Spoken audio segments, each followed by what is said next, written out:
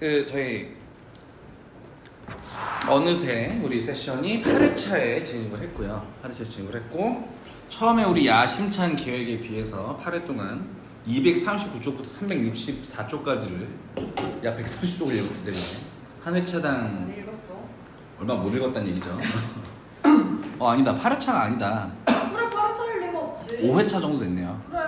그래. 아니 왜 그러냐면은 이제 왜 헷갈리냐면 맨 처음에 이게 그 4개로 내가 나눠놔가지고 내가 그냥 개수만 보고 헷갈렸네. 5회차 정도 됐네요. 그러네. 그럼 한 세션당 그래도 나름 40페이지 50페이지 가고 있는 거네요. 훌륭하네요. 지난번에 했던 부분을 다는 못 읽어도 약간 복습을 좀 하면서 그 다음으로 넘어가는 게 좋을 것 같고. 좋아요, 복습. 왜냐면 효원님이 못 오셨기 때문에 어울려요. 네, 어울려요. 그럼 한 번도 내용 안 써. 자, 3, 4, 4로 다시 가셔서 이게 우리가 지금 뭐 하고 있냐면 앞에부터 계속 했던 얘기인데 이거죠. 감성이 일반 형식인 건 알겠어. 감성이 수용성이 일반 형식인 건 알겠어. 지성이, 개념이, 범주가 세 개가 같은 말인데 이 세 개가 어떻게 일반화될 수 있지? 그거를 일반화해보자 라는 짓을 하고 있어요. 라는 짓을 하고 있고, A판에서는 되게 편하게 넘어갔어 사실. 뭐 규칙들의 능력, 이게 올바르고 유일하게 가능한 거다, 뭐 이런 식의 순환 논증으로 이걸 넘어갔는데, B판 와서 전혀 다른 소리를 하기 시작해요. 여기 뭐 구상력 개념 나오고 이상한 소리가 나오는데 이거 많이는 안 읽고 조금만 읽어볼게요. 10분 내로 끝낼 건데, 표상들의 잡다는 순전히 감성적인, 즉 다름 아니라 수용성인 직관에서 주어질 수 있고, 이 직관의 형식은 우리의 표상 능력 중에 선언적으로 있을 수 있다. 물론 그것은 주관이 촉발되는 방식이 외에 다른 어떤 것은 아니다. 그러나 잡다 일반의 결합은 결코 감각 기능에 의해서는 우리 안에 생길 수 없고, 그러므로 감성적 직관의 순수 형식 안에 동시에 포함될 수도 없다. 왜냐하면 결합은 표상력의 자발성의 작용이기 때문이다. 그런데 이것은 감성과 구별해서 지성이라 불러야 하기 때문에 모든 결합은 우리가 그것을 의식하든 못하든, 그것이 직관의 잡다의 결합이든 여러 가지 개념들의 결합이든 어쩌고 저쩌고이든 간에 이 지성작용이고, 이것에 우리는 종합이라는 일반적 명칭을 부여해야 할 것이다. 이것은 우리가 먼저 스스로 어떤 것을 결합하지 않고서는 아무것도 객관에서 결합되어 있는 것으로 표상할 수가 없으며, 모든 표상들 가운데서도 결합은 객관으로부터 주어질 수 없고 오로지 주관 자신에 의해서만 수행될 수 있는, 왜냐하면 결합이야말로 주관의 자결된 작용이니까 유일한 표상이라는 것을 주목하기 위해서이다.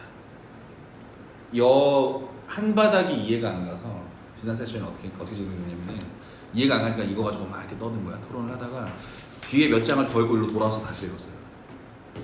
기억을 하실 테고, 결국에 이 얘기 핵심은 뭐냐면은 뭐가 이미 있어서 이걸 받아들인 우리가 개념을 갖다 붙인다라고 우리가 생각하기 쉬운데, 그 프로세스가 뒤에 있는 게 아니라 앞에 있어. 이미 대상이 나한테 드러났으면 여기 개념이 들어있는 거야. 개념이 있기 때문에 그 대상 개념을 통해서 들어온다는 얘기인가? 통해서 들어온다라기보다는, 그러니까 그 자발성이 먼저 가. 내가 어떤 대상이, 예를 들어 얘는 은박이고 재질은 비닐인데 은색이잖아, 이런 식으로 분해하려면 얘가 먼저 들어가야 돼. 아, 사물이 먼저 있어야 내가 움직인다는 이야기인가 그러나? 그러니까 하나 더 얘기하면은, 그래서 물 자체 얘기인 것 같이 보이는데 이렇게만 얘기하면 그 얘기가 아니라, 물 자체가 있어서 이게 촉발해서 우리가 이게 종합해요 라기보다, 이미 내가 분해하려면 이 개념이 있어야 되기 때문에 내가 이걸 본 순간 거의 동시에 잡아온다 소리예요. 거의 동시에 이루어진다는 얘기예요. 그래서 내가 이걸 인식했다, 이게 대상이 인식됐다, 이미 그럼 난 여기에 개념을 부여를 한 거야. 그런 얘기를 되게 길게 했던 거거든요. 대충 맞죠? 그쵸. 예. 그래서 지금 이 문장이 뭐냐면은, 이 결합이 이미 있어요라는 문장이에요. 사실 결합이 이미 있어. 이것과 이거의 결합. 이미 있어. 그러니까 나한테 들어온 수용된 것에 대한 개념 부여가 이미 이루어지고 있다. 그리고 이거는 의식적으로 되는 느낌이 아니라는 얘기죠. 물론 자발적인 거지만 그 기능을 하는 게 구상력, 상상력인 거고, 뭐 그런 식의 논증이었거든요. 해서 그때 했던 얘기가 코기토 얘기였는데 346쪽으로 한쪽 넘어가서 16에 나는 사고한다. 즉 코기토는 나의 모든 표상에 수반할 수밖에 없다. 왜냐면 그렇지 않을 경우 전혀 생각될 수 없는 것이 나에게서 표상되는 셈이 될 터이니 말이다. 모든 사고에서 주어질 수 있는 표상은 직관이라 일컫는다. 그러므로 이 직관의 모든 잡다는 이 잡다가 마주치는 그 주관 안에서 나는 사고한다는 것과 필연적인 관계를 맺는다. 그러나 이 표상은 자발성의 작용이다. 다시 말해 그것은 감성에 속된 것으로 볼 수가 없다. 나는 이 표상을 순수통각이라 부르는데 그것은 그것을 경험적 통각과 구별하기 위함이다. 그러니까 여기에 이미 다 들어있거든요. 지금 복습 겸 효님 열심히 이해시키기 세션인데 뭔 얘기냐면은 봐봐요. 순수 통각이라고 그랬지. 경험적 통각이랑 구분한다고 그랬지. 왜 구분하냐면 경험적 통각은 이미 들어온 데이터를 가지고 어디서 뭔가 기인한 다음에 생기는 통합의 감각이란 말이에요. 근데 순수 통각은 어디서도 오지 않았어.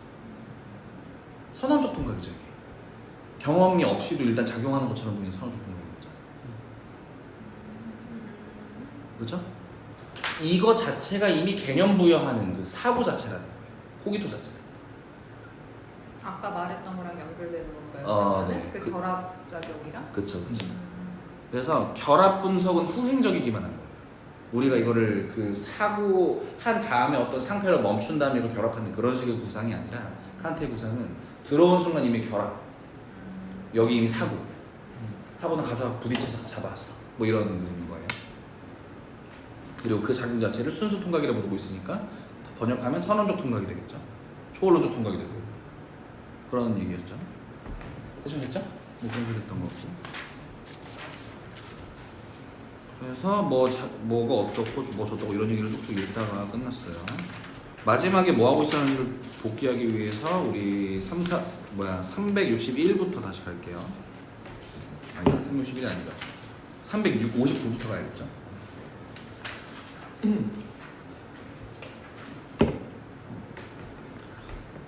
순수 지성 개념들은 순전한 지성을 통해 직관 일반의 대상들과 관계를 맺는다. 이때 그 대상들이 감성적인 것이기만 하면 그것들이 우리들의 것이냐 다른 이의 것이냐는 상관하지 않는다. 그러나 바로 그러하기 때문에 순수 지성 개념들은 그것을 통해서 말하는 어떤 일정한 상황이 인식되지 않는 순전한 사유 형식들이다. 이 사유 형식들에서의 잡다의 종합 내지 결합은 순전히 통각의 통일과 관계 맺은 것이겠고 선험적인 인식이 순전한 지성의 의관에 한해서 선험의 인식의 가능성이 근거였으며 그러니까 단지 초월적일 뿐 아니라 순수하게 지성적이기도 한 것입니다. 그러니까 이것도 앞에 약간 생략된 얘기인데 지금 그리는 그림을 다시 생각해봐. 내가 통각이 있다고 했어요. 그러면은 이게 주관주의로 빠질 수밖에 없는 것처럼 느껴지는데 칸트가 말하는 건 뭐냐면 이게 순수기 때문에 저 사람에게도 그 작용이 있을 거라는 얘기를 하기 위해 하는 거거든요. 지성의 작용인 거고 이건 경험에 따라 달라지는 작용이 아니라 그냥 프로세스 자체다. 그런 표현을 순수라서 그런 소리를 하는 거고. 그걸 어떻게 할 수 있을까? 그러나 우리 안에 선험적인 감성적 직관의 일정한 형식이 기초로 놓여있고 이 형식은 표상력의 수용성에 의존하고 있으므로 자발성으로서 지성은 주어지는 표상들의 잡다에 의거해 통각의 종합적 통일에 따라 내감을 규정할 수 있고 그리하여 선험적인 감성적 직관의 잡다에 대한 통각의 종합적 통일을 그 아래에서 우리 인간의 직관의 모든 대상들이 종속해야만 하는 조건을 사용할 수 있다. 이 말이 나왔죠. 그러니까 이미 이 작용은 인간이라면 모든 직관이 종속되어야 하는 조건이다. 일반 조건이다. 이 오만하기 그지없는 표현이죠. 오만하기 그지없는 표현. 그렇게 한낱 사유 형식인 범주들이 객관적 실제성, 곧 직관에서 우리에게 주어질 수 있는 대상에 대한 적용성을 얻는다. 그리고 이때 대상들은 오직 현상으로서의 대상이다. 왜냐하면 우리는 현상들에 대해서만 선험적 직관력을 갖고 있지는 말이다. 걸리는 부분? 선험적으로 가능하고 필연적인 있어?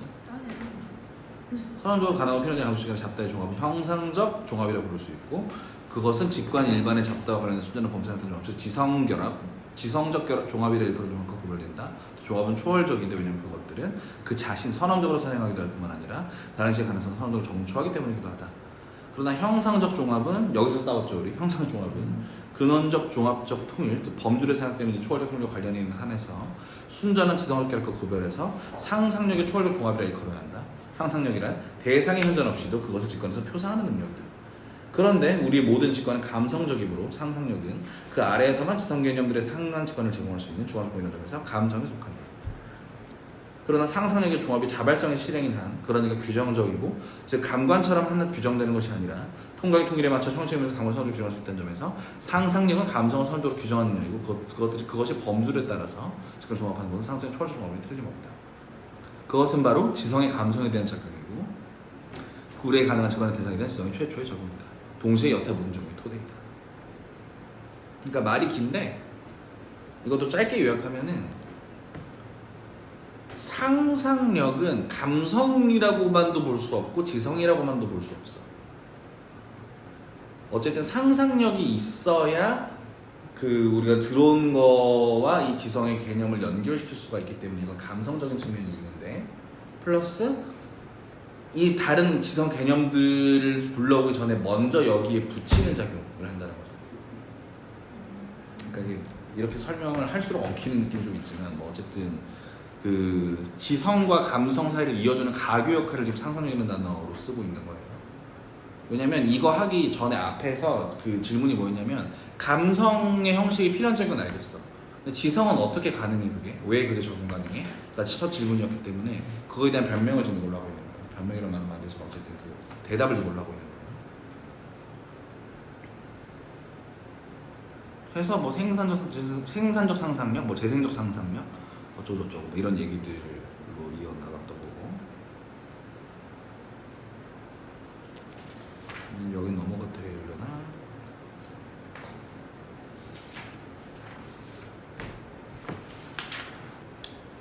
(362쪽부터) 하나 쭉 읽어볼게요. 아니다, 그냥 366부터 쭉 갈게요. 좀 고민하지 말자. 뭐 고르고 어쩌고 이럴 그 시간에 그냥 다 읽는 게 빠르겠다. 이제 내감의 형식을 해명할 때 누구라도 느꼈을 역설을 이해시킬 수 있는 대목이 일어났다. 곧 우리를 오직 우리가 내적으로 촉발하는 대로만 직관하기 때문에 내감은 우리 자신조차도 우리 자신 자체가 아니라 우리가 우리에게 현상한 대로만 의식이 떠올리며 이것은 우리 자신이 우리 자신에 대해서 수동적인 태도를 취할 수밖에 없다는 것이어서 모순적인 일로 보인다는 것이다. 이런 이유로부터 심리학의 체계에서는 내감을 통각의 기능과 한 가지라고 말하곤 하는 것이다. 내감을 규정하는 것은 지성이고 이 지성의 능력을 직관의 잡다를 결합하는 것, 다시 말해 잡다를 통각 아래 집어넣는 것이다. 지성은 우리 인간에게 있어서는 그 자신 직관의 능력이 아니고 설령 직관이 감성에 주어져 있다 하더라도 이를테면 자기 자신의 직관의 잡다를 결합하기 위해서 그 직관을 자기 안에 받아들일 수 없으므로 지성의 조각은 지성을 그 자신 하나만으로 고찰한다면 다름 아니라 능동적 활동의 통일이고 이 활동을 지성은 그러한 것으로서 감성 없이도 의식하지만 지성은 바로 이 활동을 통해서 직관의 형식에 따라 그에게 주어진 잡다 관련의 감성을 내적으로 규정할 수 있는 것이다. 그러므로 지성은 상상력의 초월적 종합의 이름으로 이 능동적 활동을 수동적인 주관에 대해 행사하는 것이다. 그래서 이에 관해 우리가 그렇게 해서 내감이 촉발한다 된다고 말하는 것은 정당하다. 통각과 통각의 종합적 통일은 결코 내감과 한 가지가 아니다.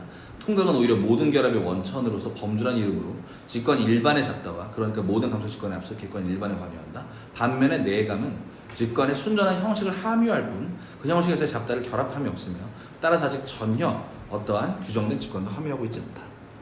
규정된 직관은 오로지 내가 형상적 종합이라 불렀던 상상력의 초월적 작용에 의해 잡다를 규정하는 의식을 통해서만 가능한 것이다. 이러한 사태를 우리는 또한 항상 우리 안에 지각하고 있다. 우리는 하나의 선을 사유 속에서 그어보지 않고선 사고할 수 없고 하나의 원을 사유 속에서 그려보지 않고선 사고할 수 없으며 동일한 점에서 서로 수직인 세 선을 세워보지 않고서는 삼천 공간을 전혀 표상할 수가 없다. 그리고 우리는 시간조차도 하나의 직선을 그으면서 그것에 의해 우리가 내감을 연이어 규정하는 잡다를 종합하는 활동에 순전히 주목하지 않고서는 다시 말해 내감에서의 이 규정의 연임을 주목하지 않고서는 표상할 수가 없다. 주관적 활동으로서의 운동, 따라서 공간에서의 잡다의 종합은 우리가 이 공간을 추상해버리고 오직 그것에 의해 우리가 내감을 그 형식에 따라 규정하는 활동에만 주목한다면 연임이라는 개념 자체를 처음으로 산출한다. 그러므로 지성은 내감 안에서 잡다의 그 같은 결합을 이미 발견하는 것이 아니라 내감을 촉발함으로써 잡다의 그 같은 결합을 산출한다. 대충 되나요? 안 되나? 약간 버거운 느낌이 갑자기 들었어. 일단은 맥주 땡기자. 뭔가 이런 사태를 이 문단에 들어서 갑자기 뭔가 내용이 뭔가 점프한 것 같은데요. 뭐 약간 점프한 느낌이 있죠. 앞에 우리가 생각하고 왔으니까. 뭐 다시 볼까? 지금 이해 안 갔으면 다시 보는 게 맞죠? 너무 저번에 읽었다는 데 아니에요? 맞아요. 그때 근데 배고파서 빨리 나가고 싶었어요. 그리고 앞에가 이해가 잘 돼가지고 여기 다 이해된 것처럼 느껴요. 근데 앞에를 안 보고 다시 보니까 그리고 한 달 지났지. 2주 만에 봤으면 더 수월했을 텐데 한 달 지나고. 그러니까 지금 이거 뭐냐면 내감이랑 통각을 구별하고 있는 건데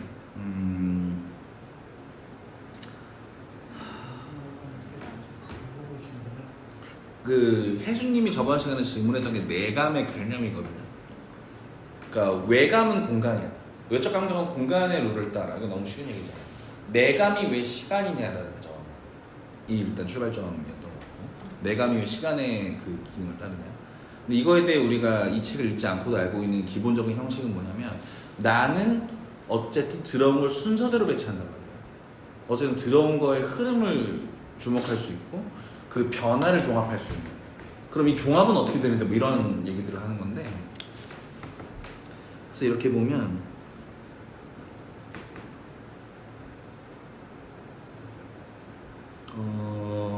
지금 이 얘기가 그 이 사람이 모순이라고 짚고 있는 부분이 뭐냐면, 예를 들어서 방금 내가 시간 순서 얘기하고 막 이랬잖아요. 그럼 내감은 나한테 드러난 대로만 온 거니까 내가 수동적인 상태 아닌가? 사실 근데 내감의 기본 개념은 수동적인 상태가 맞거든요. 수용성이잖아. 원래 이름은 그건데.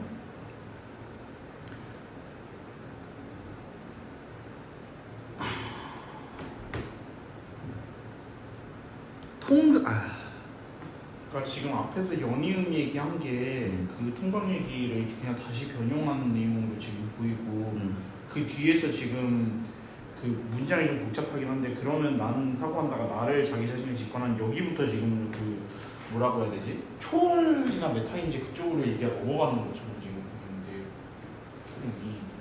그러니까 약간만 더 보면은 앞에 하던 얘기가 통각을 통해 내감을 규정한다고 했는데, 통각 자체는 자발성애적인 이란 말이에요. 근데 내감만 따로 생각하면 이건 수동성처럼 보인단 말이야. 이건 모순적인 것처럼 보이네에 대한 해명을 하고 있는 거거든요. 그런 얘기고. 그래서 이제 두 번째 문단으로 가는 건데, 내감을 규정하는 것은 지성이고, 부터가 이제 또 이제 어이없는 거죠. 왜냐면 원래 내감의 형식은 감성이잖아. 수동적인 거잖아. 근데 내감을 규정하는 게 지성이라고 그랬잖아요. 이게 360쪽에 맨 위에 나오거든. 잡다에 의거해 통각의 종합적 통일에 따라서 내감을 규정할 수 있고, 그리하여 선험적인 감성적 직관의 잡다의 통각의 종합적 통일을 그 아래. 뭐 이런 표현들이 있었잖아요. 이거 방금 읽었잖아요. 좀 무슨 말인지는 알 것 같은데, 그러니까 내감이라는 거는 우리한테 수동적으로 들어오는 상태지만 그 내감을 통해서 우리가 어쨌든 시간적인 이어짐이라던가 연속성이라던가 그런 개념을 가지게 될 거잖아요. 네. 그런 개념성을 가지게 된다는 것 자체가 지성의 역할이라는 거 아니에요? 맞아요. 비슷한 얘기예요. 그러니까 그 내감의 형식 자체는 우리가 앞에서 감성적인 거, 수동적인 걸로 얘기를 했는데, 사실 통각 개념이 앞에 나오고 나면 이게 엉킨단 말이에요. 그래서 지금 이런 보론을 쓰고 있는 거고, 이 사람은. 그래서 그냥 쭉 읽어보면, 내감을 규정하는 것은 지성이고, 지성의 능력은 직관의 잡다를 결합하는 것, 다시 말해 잡다를 통각 아래에 집어넣는 것이다. 지성은 우리 인간에게 있어서는 그 자신 직관의 능력이 아니고, 설령 직관이 감성에 주어져 있다 하더라도 이를테면 자기 자신의 직관의 잡다를 결합하기 위해 직관은 자기 안에 받아들일 수 없으므로, 이건 논리학적인 문장이죠. 내가 직관한 이 잡다를 결합하기 위해서 들어온 건 잡다지 직관 자체가 아니잖아요. 지성의 종합은 그 지성을 그 자신 하나만으로 고찰한다면 다름 아니라 능동적 활동, 즉 앞으로 가는 그런 통일작용이고, 그래서 규정이 기능한다는 거예요. 그러니까 여기서 핵심 키워드는 규정이에요. 내감이 흘러 들어오게끔 냅뒀으면 그거는 그냥 수동적인 게 맞는데, 내감이 형식적이나마 우리에게 인식되거나 뭔가 연이음으로 기능을 할 거면 여기에는 능동적 통각이 있어야 되고, 그 능동적 통각이 지성의 작용이라는 얘기예요. 종합이 있어야 되는 얘기야. 그리고 그때 나오는 단어가 규정이에요. 규정. 우리가 첫 시간부터 열심히 얘기했던 규정. 그럼 이건 경험적 통각이랑 같은 말인가? 능동적 통각이? 아니 통각을 아까는 순수 통각이랑 경험적 통각 이렇게 이해했었는데 갑자기 능동적 통각이라고 하는 것이 나오니까 그 통각 자체는 그 순수로 나눌 수 있는 건 맞는데 여기서 지금 얘기하고 있는 통각은 그 경험 통각이긴 아닐 것 같고 뭐 그럴 수도 있겠지만 아닐 것 같고 순수 통각 자체의 자발성을 얘기하고 있거든. 오케이 알겠어요. 그러니까 작용. 아, 그러니까 이렇게 제가 시간을 이렇게 흘려보내고 있으면 그 시간이 흐르기만 하면 아무 규정이 안 되는데 아, 난 참 쓰레기처럼 이러고 있구나라는 그런 느낌을 가지려면 작용이 있어야 된다는 거죠. 그 연임에 대한 판단이 있어야 된다는 거고. 아마 그 시간이 흐르고 있구나. 까지가 능동인 거죠. 그 까지가. 그래서 이런 얘기 하는 거야. 막 그 선이라고 하는 그 단어를 사유하는 순간 이걸 그어버리잖아요. 그러니까. 삼천 공간이라는 걸 떠올리는 순간 이렇게 모양 잡아버린단 말이야. 그거랑 비슷하다는 얘기라고. 예를 들어 나 2시간 전에 뭐 했지 하면은 이제 되게 이게 선형적으로 들어온단 말이야. 혹은 상적으로 들어오더라도 어쨌든 지금 내가 보고 있는 이거랑 그러니까 내감적으로 지금 내가 수용한 이거랑 과거에 그 수용했던 그 데이터를 내가 이거를 종합한 다음에 놓지 않는 이상 내감이 정리가 안 된단 말이에요. 그 정리하는 작용 자체를 말해요. 판단에 놓는 거. 그렇죠. 그러니까 메타인지라고 하는 말이 그 말이 맞죠. 위에서 보는 내가 있다. 코기토는 작용인데 그 작용을 위해서 종합하는 내가 있다. 또 그 제가 사랑에 맞이하는 실존주의 철학의 그 종합이요. 가자예요? 한 잔.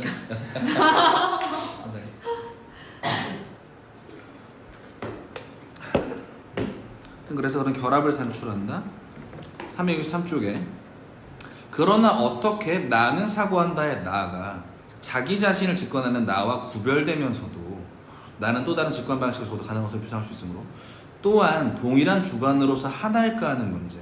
그러니까 내가 어떻게 생각하는 나를 넘어서 직관에서 나에게 주어지는 것인 한에서 지적 존재자여 사고하는 주관인 나가 나 자신을 사고된 객관으로 다시 말해 나를 다른 현상들과 마찬가지로 내가 지성 앞에 있는 대로가 아니라 나에게 현상한 대로 인식한다고 말할 수 있는가는 문제는 어떻게 내가 나 자신에게 더 직관할 수 있는가? 그것도 직관과 내적 직관에 객관할 수 있는가는 문제와 같은 정도 어려움을 가지고 있다.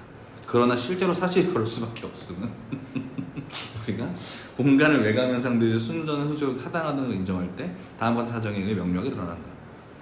그러니까 지금 이 사람도 더 말할 수 없어. 근데 분명히 나는 2시간 전에 나를 객관화해서 그 사고의 항해 하나로 갔어요. 수학적 기능을 하고 있는 내가 있는데 이거 비유예요. 이 수학이라는 얘기가 아니라 계산 항해 하나로 나 자신마저 밀어넣을 수 있는 거야. 이 내용 자체는 그런 내용이잖아요. 계산항? 비교항. 비교항. 그러니까 나 자신을 대상으로서 사고할 수 있다는. 그쵸. 나 자신 대상화가 가능하다. 그게 왜 그게 대체 왜 가능하냐는 그 어려움을 가지고 있다. 근데 실제로 그럴 수밖에 없다라고 얘기하고 도망가고 있죠. 이건 도망이라고 부를게요. 정확히 도망입니다. 우리는 전혀 외적 직관의 대상이 아닌 시간에 우리가 그거 볼 수 있는 한에서 하나의 직선의 조정을 필요하고 달리 필요성 없다는 사정말이다. 우리는 필요성 없죠. 뭐 이거 다 읽을 필요 없어요. 여기부터 이제 거의 해결이 된 거고 이런 얘기 하고 있었어요. 그죠? 그래서 마지막에 세 번째, 그러니까 우리가 외감에 대해서 우리는 그것을 통해 외적 직관의 한에서만 객관들을 인식한다는 것을 인정한다면 내감에 대해서도 우리는 그것을 통해 우리가 내적으로 우리 자신에 의해 촉발되는 대로만 우리 자신을 직관한다는 것을 인정해야 합니다. 다시 말해 우리는 내적 직관과 관련해서 우리 자신의 주관을 오직 현상으로서만 인식하지만 주관 자체인만 그대로 인식하는 것이 아님을 인정해야만 합니다. 자, 설명 1번. 내감이 우리 자신에 의해 촉발된다는 이 점에서 어째 사람들이 그렇게나 많은 어려움을 느끼는지 나는 모르겠다. 어떤 주목작용이라도 그에 대한 신뢰를 보여준다. 주목작용에서 지성은 항상 그 사고하는 결합에 따라서 지성의 종합에서의 잡다에 대응하는 내적 직관을 위해 내감을 주장한다. 이렇게 해서 마음부터 어떻게 촉발되는가는 각자 자기 안에서 지각할 수 있다. 왜 객관화가 안 된다고 말하는지 자기는 잘 모르겠대요. 그리고 그 당시 그렇게 말하는 사람 많았을 것 같으니까 일단 넘어가면 될 것 같고 이제 25로 왔습니다. 여기부터 우리 할 거예요. 대충 되고 있죠? 자, 25. 반면에 나는 표상 일반의 잡다의 초월적 종합에서, 그러니까 통각의 종합적 근원적 통일에서 나를 의식하는데, 내가 나에게 현상하는 대로도 아니고 나 자체인 대로도 아니며 오직 내가 있다는 것을 인식한다. 이 표상은 사고이지 직관이 아니다. 그런데 우리 자신을 인식하기 위해서는 가능한 직관의 잡다를 통각의 통일로 보내는 사고적용 이외에 이 잡다가 그것을 통해 주어지는 일정한 방식의 직관이 필요하므로 나 자신의 현 존재가 현상은 아니지만 나의 현 존재 규정은 오직 내감의 형식에 따라서 내가 결합하는 잡다가 내적 직관의 주어진 특수한 방식에 의해서만 생길 수 있다. 그러므로 나는 그에 따라 내가 존재하는 바 그대로의 나에 대해서는 아무런 인식도 갖지 못하고 한낱 내가 나에게 현상하는 대로의 나에 대한 인식을 가질 뿐이다. 그러므로 자기 자신에 대한 의식은 통각에서 잡다의 결합을 통해 객관 일반에 대한 사고를 형성하는 모든 범주에도 불구하고 아직 자기 자신에 대한 인식과는 거리가 멀다. 나와는 다른 객관을 인식하는데 객관 일반에 대한 사고 이외에도 그것으로서 내가적 보편 개념을 규정하는 직관이 필요한 것과 마찬가지로 내가 나 자신을 인식하기 위해서는 의식 이외에, 바꿔 말해 내가 나를 생각한다는 의식 이외에 또한 그것에 의해 내가 이 생각을 규정할 내 안의 잡다에 대한 직관이 필요하다. 나는 지적 존재자로서 실존하고 지적 존재는 단적으로 자기 결합력을 의식하지만 자기가 결합해야 할 잡다와 관련해서 그가 내감이라고 부르는 제한한 조건을 종속한다. 다시 말해 지적 존재자로서 나는 저 결합을 오직 완전히 본래의 지성개념을 밖에 있는 시간관계에 따라서 직관하는 조건을 종속하고 따라서 자기 자신을 직관해서 그 자신에게 한낱 현상한 대로 인식할 수 있을 따름이며 그 직관이 지성적이었더라면 자신이 생각할 그런 방식으로 자기를 인식할 수는 없다. 이해되세요? 말 엄청 복잡하게 써놨지만 그냥 인간이 그렇게 생겨왔다. 저는 맨 뒤에 이 얘기를 왜 했는지 모르겠네요. 그 다시 말해 앞에가 이해가 됐는데 다시 말한 게 이해가 별로 안 되는 거예요. 다시 말해 지적 존재자는 저 결합을 오직 완전히 본래 지성개념을 밖에 있는 시간관계를 따라 직관화하는 조건에 종속하고 따라서 자기 자신을 다시 지적 존재자는 저 결합을 오직 완전히 본래 지성개념들 밖에 있는 범주 밖에 있는 시간관계에 따라 직관화 뭐예요 이게? 오성보다 초월적인 거죠. 이렇게 보면 그죠? 하나 위에 있는 거죠. 그럼 오성보다 초월적이야. 무슨 말이야? 현상적이야 이게? 현상적일 수 없죠. 오성을 초월해 있으니까. 네? 그렇게 된다고? 그 얘기를. 따라서 자기 자신을 지성적이 아닌, 그러므로 지성 자신에 의해 주어질 수 있는 것이 아닌, 이 말 한 번 더 하고 있잖아. 그러니까 범주적이지 않다는 얘기예요, 이 말은. 지성적이지 그러니까 않다는 말. 범주적이지 않다는 건 직관에서 맞는데. 그 자신에게 한낱 현상대로 인식할 수 있는 따름이며 그 직관이 지성적이었더라면 자신을 인식한다 그런 방식으로, 즉 현상을 이해하는 방식으로 자기 자신을 인식할 수는 없다. 그런 문장이거든요. 그러니까 뭘 말하고 싶었던 거예요 방금? 그러니까 오성 밖에 있는 거 한 단계 위라는 거에서 뭘 말하고 싶다는 거예요? 그러니까 핵심은 뭐냐면 이 자기 자신은, 이 지적 존재자로서의 자기 자신은 오성 범주를 안 써. 그죠? 앞에 봤잖아. 그 지성 직관을 통해서 나를 인식하는 게 아니라 내감은 내감대로 돌아간다는 거지. 그 지성이 직관이 지성적이었다면 자신을 인식했었던 그런 방식이 그 전에 얘기한 신얘기. 그러니까 그 신얘기도 맞는데 이거는 반대로 이렇게 이해해야 돼. 인간이 대상을 이해하는 방식으로 자기 자신을 이해할 수 없다. 자기 자신이 인간이 대상을 이해하는 방식으로 드러나지 않는다. 근데 왠지 모르게 내감은 따라간다. 왠지 모르겠어. 그걸 초월로적 통각이라고 되겠다. 오케이. 그래서 칸트 뒤의 철학들은, 그러니까 칸트의 그 뒤편 변증론이나 뭐 실천 철학들은 인간이 현상 위에 있는 계획이에요. 자유와 초월의 계획이란 말이에요. 그 단초를 여기 두고 있는 거야. 그러니까 지성작용들이 이렇게 갔다 오고 이건 알겠고, 근데 이걸 종합하는 나는 이 범주에 안 들어가. 내가 나를 볼 기회가 없고, 내가 나를 개념할 수가 없고. 다만 이 나는 뭐냐면, 이 초월로적 나는 뭐냐면 갔다 온 것들을 내감으로 종합하고 있을 뿐이야. 갔다 온다. 그러니까 그 본 것들, 범주로 갔다 온 대상들 뭐 어쩌고 저쩌고 종합하고 있을 뿐이야. 그래서 현존재라고 하고 있죠. 당연히 그 현 존재랑 같은 말이겠죠. 그 유명한 현 존재랑. 그래서 그 당구장 2개. 나는 사고한다는 것은 나의 현 존재를 규정하는 작용을 표현한다. 그러므로 이것을 통해 나의 현 존재는 이미 주어지지만 그러나 내가 나의 현 존재를 규정하는 방식, 곧 내가 나의 현 존재에 속하는 잡다를 내 안에서 어떻게 세울 것인가는 방식은 이것을 통해 아직 주어지지 않는다. 그것이 주어지기 위해서는 하나의 선언적으로 주어지는 형식, 곧 감성적이고 규정되는 것을 수용성에 속하는 것이 시간을 기초로 한 자기 직관이 필요하다.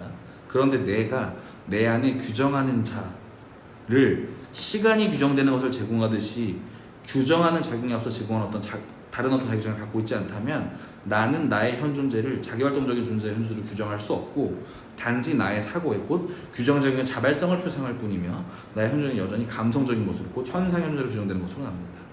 그럼에도 이 자발성이 나로 하여금 나를 지적 존재자라 부르게 한다. 맞죠? 대충 되죠? 네, 됐네요. 칸트는 이게 아쉬웠을 건데 후대 철학은 여기에 환장을 했겠죠. 눈 들어갔겠죠. 계속 그 안에 그걸 보는 나, 그걸 보는 나, 그걸 보는 나가 계속 있어야 된다. 영원히 뒤로 물러난다는 거. 영원히 뒤로 물러나. 그리고 영원히 뒤로 물러난다는 게 뭐냐면 현상으로 고정해야 된다. 그러면 뭐예요? 이 지적 존재자는 법칙 제공자죠. 사실은 이 직관을 기능케 하는 무언가겠죠. 근데 그건 규명이 안 되니까 일단 이렇게 두는 거예요. 내감을 어떻게 종합하는 자 정도로 두고 현상을 이해하는 방식은 이거야 라고 일단 끊고 가고 있는 거예요. 됐죠?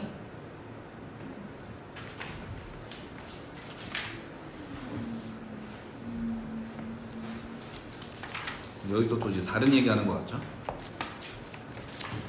오늘 어디까지 갈 수 있을까? 아 근데 앞이랑 너무 난이도가 너무 달라.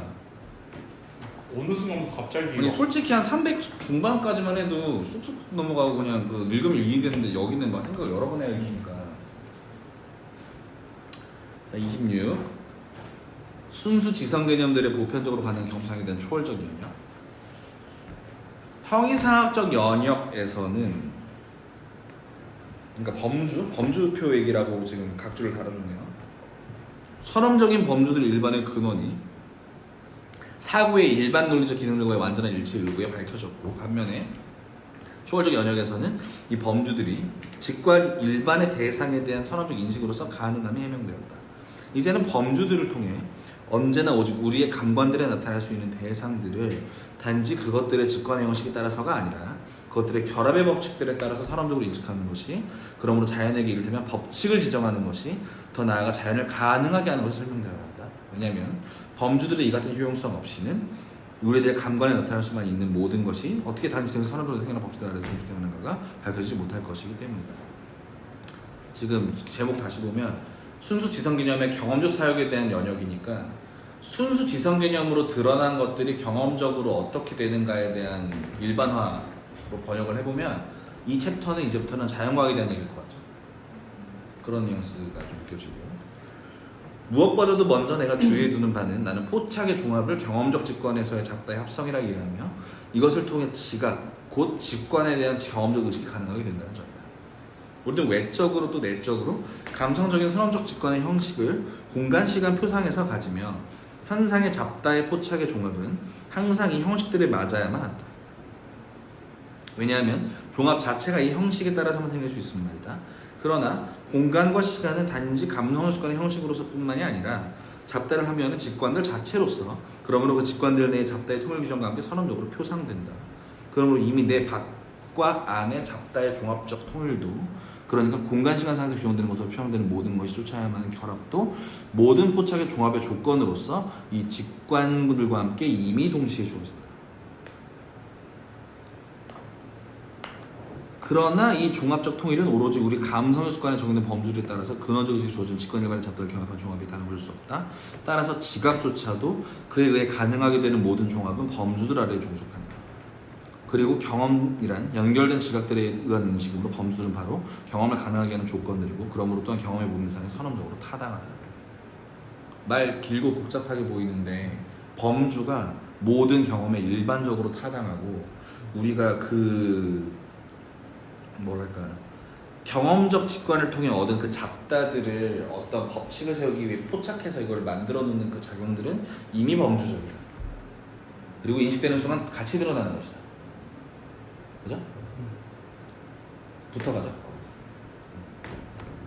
그러므로 예컨대 어떤 집에 대한 경험적 직관을 그 직관의 잡다를 포착함으로써 지각화할 때 나에게는 공간과 외적 감성적 직관 일반의 필연적 통일이 기초로 놓여 있다. 그래서 나는 이 공간상의 잡다의 종합적 통일에 따라 말하자면 집의 형태를 그린다. 그러나 이 같은 종합적 통일은 내가 만약 공간의 형식을 도외시한다면 지성 중에 그 자리를 가지며 그것은 직관 일반에서 동종력으로 종합하는 범주고 크기의 범주이다. 그러니까 포착의 종합, 즉 지각은 시종일관 이 범주에 따라야만 한다. 뭐라는 거야? 굉장히 이상한데 그러나 이 노트 굉장히 비모 같아 느껴지고. 일단 당구장 읽어볼게요.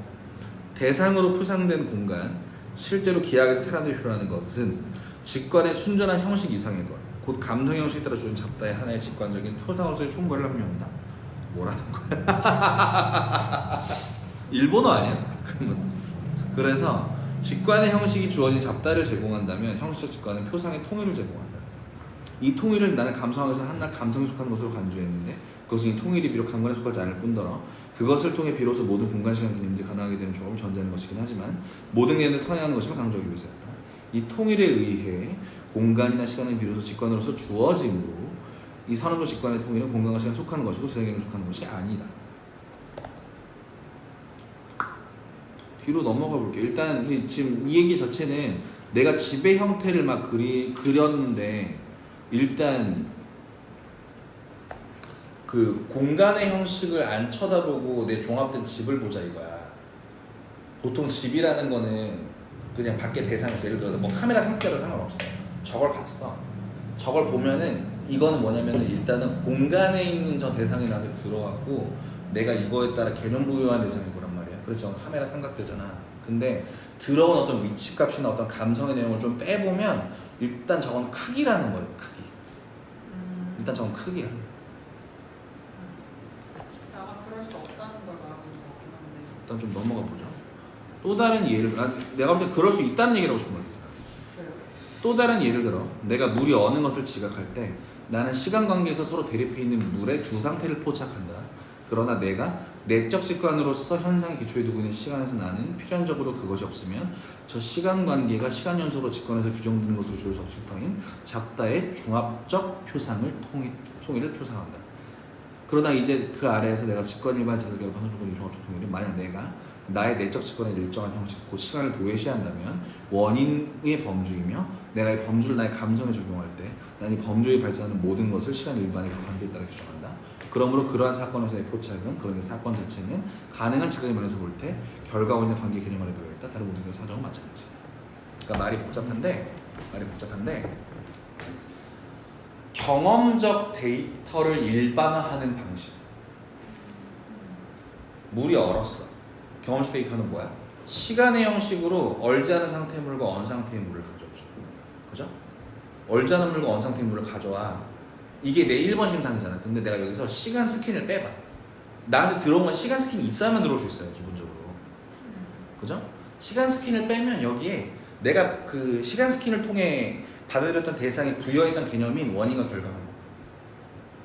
시간을 빼면 원인과 결과 이야기가 나온다고요? 그러니까 다시 대전제 감성 데이터가 들어와요. 개념이 부착돼요. 즉각적으로 부착돼. 그죠? 이게 인식이라고 그랬죠. 지금 사람은. 이게 현상 인식이야. 근데 이 현상 인식에서 감성 데이터 스캔을 빼면 개념만 나와. 그 도식이거든요. 그래서 개념이 남는 게 원인 결과, 인과.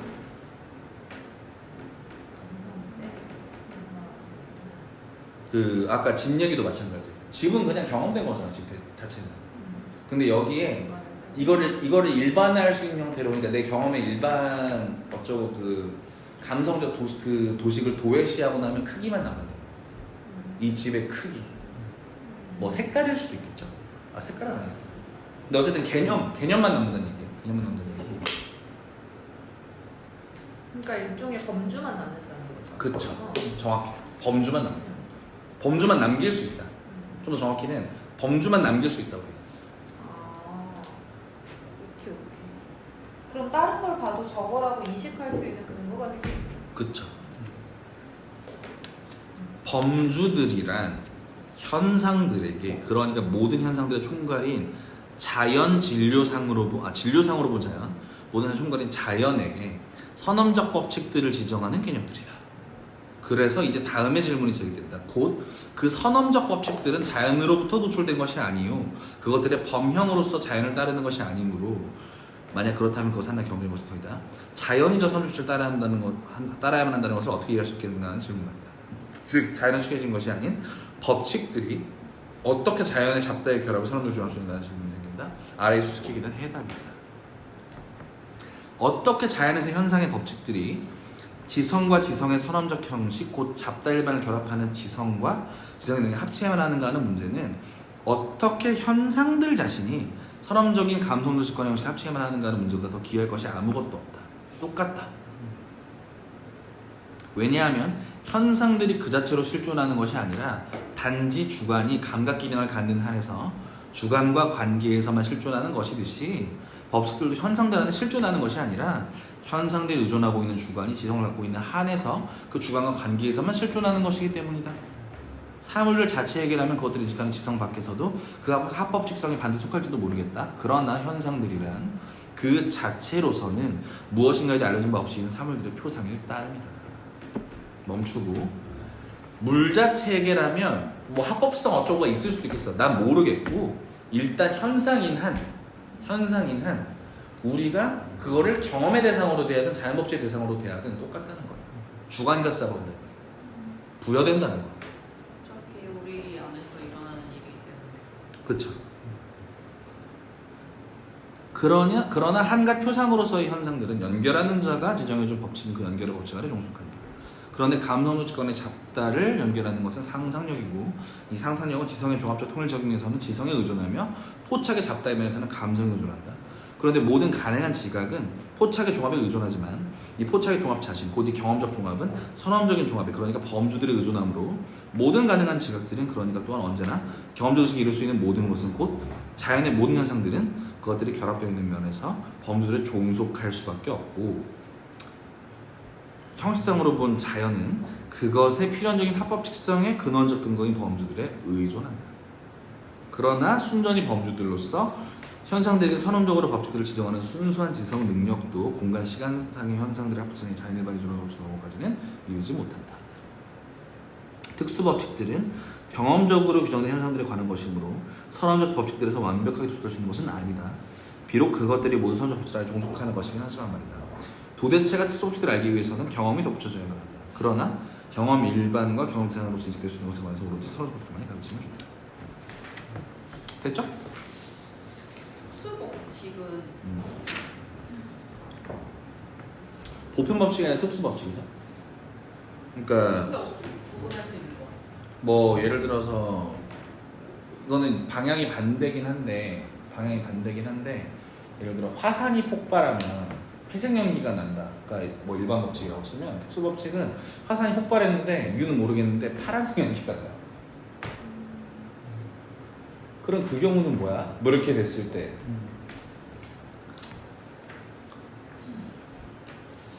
법칙들에서 완벽히 도출될 수 있는 그러니까 그것들이 사람 법칙 안에 종속될 건 맞는데, 그것도 현상이 되니까 종속되는 건 맞는데 일단 일반화는 안 되는 얘기. 늘 특수 법칙이라 부르고, 그게 일반화되면 보편 법칙이 되겠죠. 뭐 따지고 보면 그냥 그걸 몰라서 물어본 건 아닌데 그게 너무 애매하다 이거죠. 맞는 말이야. 이 한자 뭐지? 형법적인 거? 형식상. 아 형식상. 형법적인 형식상. 위험한 단어만 알고, 그 형자만 알고 있네요. 무서운 단어만. 형과 약간 저게 사용할 때 형자는 아니다, 형태할 때 형자구나. 형태할 때 형자. 뭐 여기는 너무 유명한 내용들이라 걸리는 게 별로 없죠. 너무나 유명한 내용이잖아요.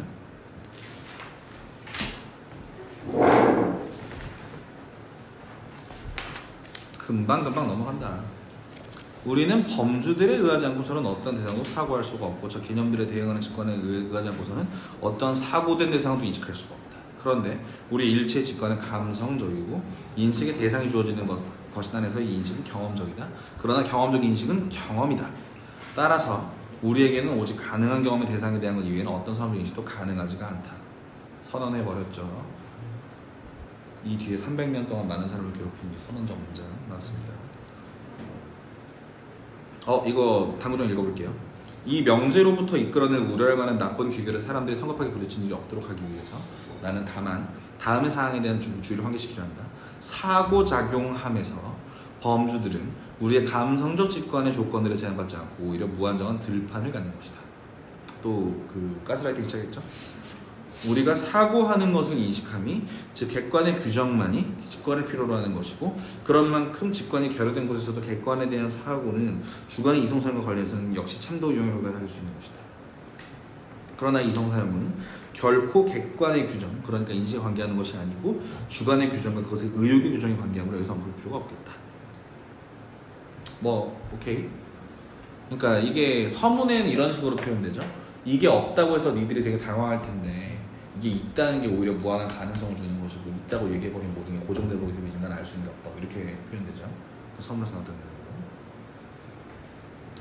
계속 읽으면 그러나 그렇다고 해서 순전히 경험의 대상들에 포함되어 있는 이 인식이 모든 것을 경험으로부터 얻어오는 것은 아니다. 오히려 순수한 직관과 순수한 지성개념들에 관해서는 우리 안에서 선언적으로 만나는 인식 요소들이 있는 것이다. 무릇 경험이 그것의 대상들에 대한 개념력을 필연적으로 합친다고 생각할 수 있는 길은 단지 둘이 있거니와 그 하나는 경험이 개념을 가능하게 하는 길이요 또 하나는 이 개념들이 경험을 가능하게 하는 길이다. 전자는 범주들과 관련해서는 성립하지 않는다. 왜냐하면 그것은 선언적 개념들이고 그러므로 경험에 독립적이기 때문이다. 경험적 근원을 주관하면 그것은 일종의 자발적 발생을 말하는 것입니다. 따라서 후자, 이를테면 순수이성의 후성 발생 체계만이 남는다. 곧 지성 쪽의 범주들이 모든 경험을 일반에 가능하게 하는 근거들을 함유하는 것이다. 그러나 범주들이 어떻게 경험을 가능하게 하는가 그리고 범주들이 현상적으로 어떻게 경험을 가능하게 하는 어떤 것을 가지고 있는가에 관해서는 아래 판단력의 초월력적 사용을 다룬 장에서 상세히 해설될 것이다. 어떤 이는 언급한 두 개뿐인 길 사이의 중간길을 잘하고 싶어 할지도 모르겠다. 곧 범주들은 우리 인식의 스스로 생각한 선언적인 제일의 원리들도 아니고 경험으로부터 길어낸 것도 아니며 주관적인 우리의 실존과 함께 동시에 심어진 사고를 위한 소질이고 그것은 우리의 창조자의 그 사용이 경험이 그것에 따라서 진행하는 바 그 자연의 법칙과 정확히 일치하도록 설정됐다는 생각 일종의 전성체계이다. 그러나 이런 식으로 생각된 중간길에 대해서는 그러한 가설에서 장래 판단을 위한 미리정의 소질은 어떻게 이루어지는지 알 수 있는 문제 외에도 그러한 경우 범주들에게는 그러한 개념들의 본질에 속할 필연성이 없을 것이라는 것이 결정적인 반론이 될 것이다. 왜냐하면 예컨대 전제된 조건 아래에서 어떤 결과의 필연성을 언명하는 원인이라는 개념이 만약 단지 그러한 관계 규칙에 따라 일정량을 소화하는 결합하는 임의적인 우리에게 심한 주관적 필연성임을 의존한다면 헛것이 붙어있는 말이다. 이렇게 되면 나는 결과가 그 원인과 객관에 필연적으로 결합해 있다고 말할 수 없고 단지 나는 이 표상을 다름 아닌 바로 연결되는 것으로 생각할 수 있도록 그렇게 설정됐다고 말해야 할 터이다. 그러나 이것이야말로 회의론자가 가장 바람하지 않는 바로 것이다. 전성체계는 회의론으로 연결됩니다. 그죠? 왜냐하면 원래 그런 거야로 나올 수 있는 말이 아무것도 없기 때문에. 왜냐하면 그럴 경우에는 우리 판단들의 객관적 타당성이라고 잘못하면서 얻은 우리의 모든 통찰에 순전한 가상이 지나지 않고 이러한 주관적 필요성이 자기 없다고 하는 사람도 없지 않을 터이며 최소 어느 누구도 다른 사람과 그의 주관이 어떻게 주되는 방식을 순전히 문제가 되면 다를 수 없을 때가 많기 때문이다. 여기가 말이 긴 이유가 뭐냐면 이때는 이 전성책을 믿는 사람이 아주 많았을 거예요. 아주 많았을 거라서 이렇게 길게 얘기하고 있다고. 요즘 이런 얘기 길게 안 하죠.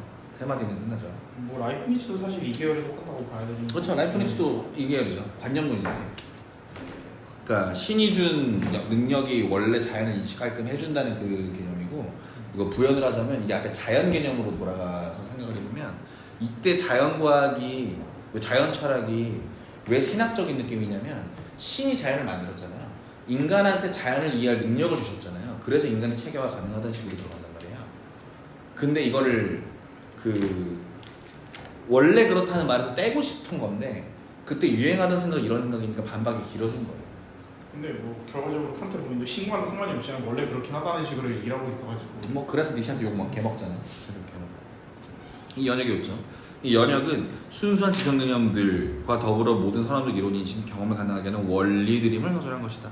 또 이 경험이란 공간 시간상의 현상들의 규정 일반임을 그리고 마지막으로 이 규정은 감성의 근원적 형식들이 공간 시간과 관계된 지성 형식인 통각의 근원적 종합적 통일의 원리 도일하는 것임을 서술한 것이다. 여기까지는 요소 개념들 다룬 것이기 때문에 조합문이 필요하다고 생각하겠다. 이제부터는 요소 개념들의 사용 설명을 밝히라므로 진수를 영적 매너 정확히 보시는 것도 좋을 것이다. 끝. 지난번에 여기까지 알려줬어요. 할 수 있었기도 하겠지만 빨리 했으면. 아니야. 거의 한 시간 걸렸는데. 자, 잠깐 쉽니다. 갑시다.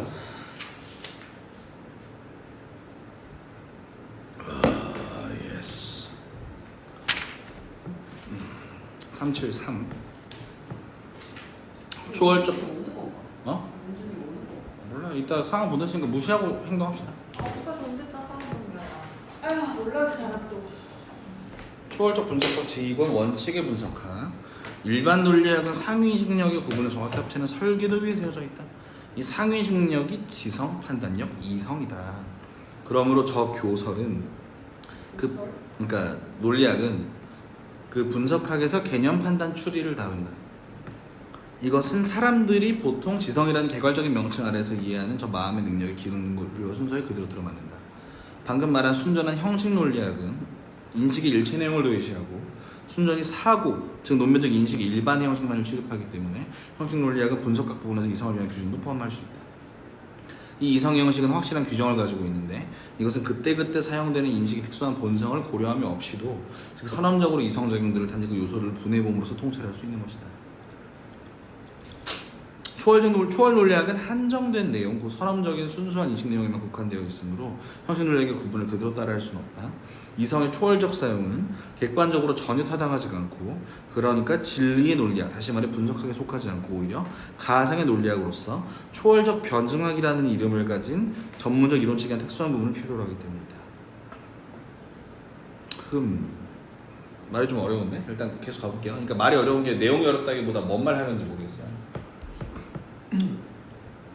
그러므로 지성과 판단력은 객관적으로 타당한 따라서 참된 사용의 기준을 초월 논리학 안에 가지며 그러니까 초월 논리학의 분석적 부분에 속합니다. 그러나 이성은 대상들에 관하여 선언적으로 무엇인가를 결정하려 하고 인식을 가능한 경험의 한계 넘어가지 확장하려 함에 있어서 전적으로 변증적이며 그 이성의 가짜 주장들은 분석학의 내용으로 가져야 하는 그런 기준에 전혀 맞지 않는다. 그러므로 원칙의 분석학은 오로지 판단력을 위한 기준으로서 선험적 규칙들을 위한 조건을 포함하는 지성경들을 현장에 적용하는 뭘 판단력이 가르친다. 이런 이유로 나는 고유한 지성의 원칙들을 주제로 삼으면서 판단력의 교설이라는 명칭을 사용할 것인데 이 말로써 이 과정이 좀 더 명확하게 표시됩니다. 이해돼요 이거? 뭔가 대단하게 확실하게 자기 자신이 정의를 하고 있어. 확실하게 그 정도밖에 우리 와닿지가 않았어. 그 정도밖에 이해 안 갔지? 뭔가 자기 자신 안에 확실한 정의를 내렸어. 다시 일반 논리학은 지성, 판단력, 이성이라는 설계도 위에 세워져 있고 그러므로 이 일반 논리학은 개념, 판단, 추리를 따른다. 지성의 능력이 개념이고 판단력의 기능이 판단이고 이성의 기능이 추리인데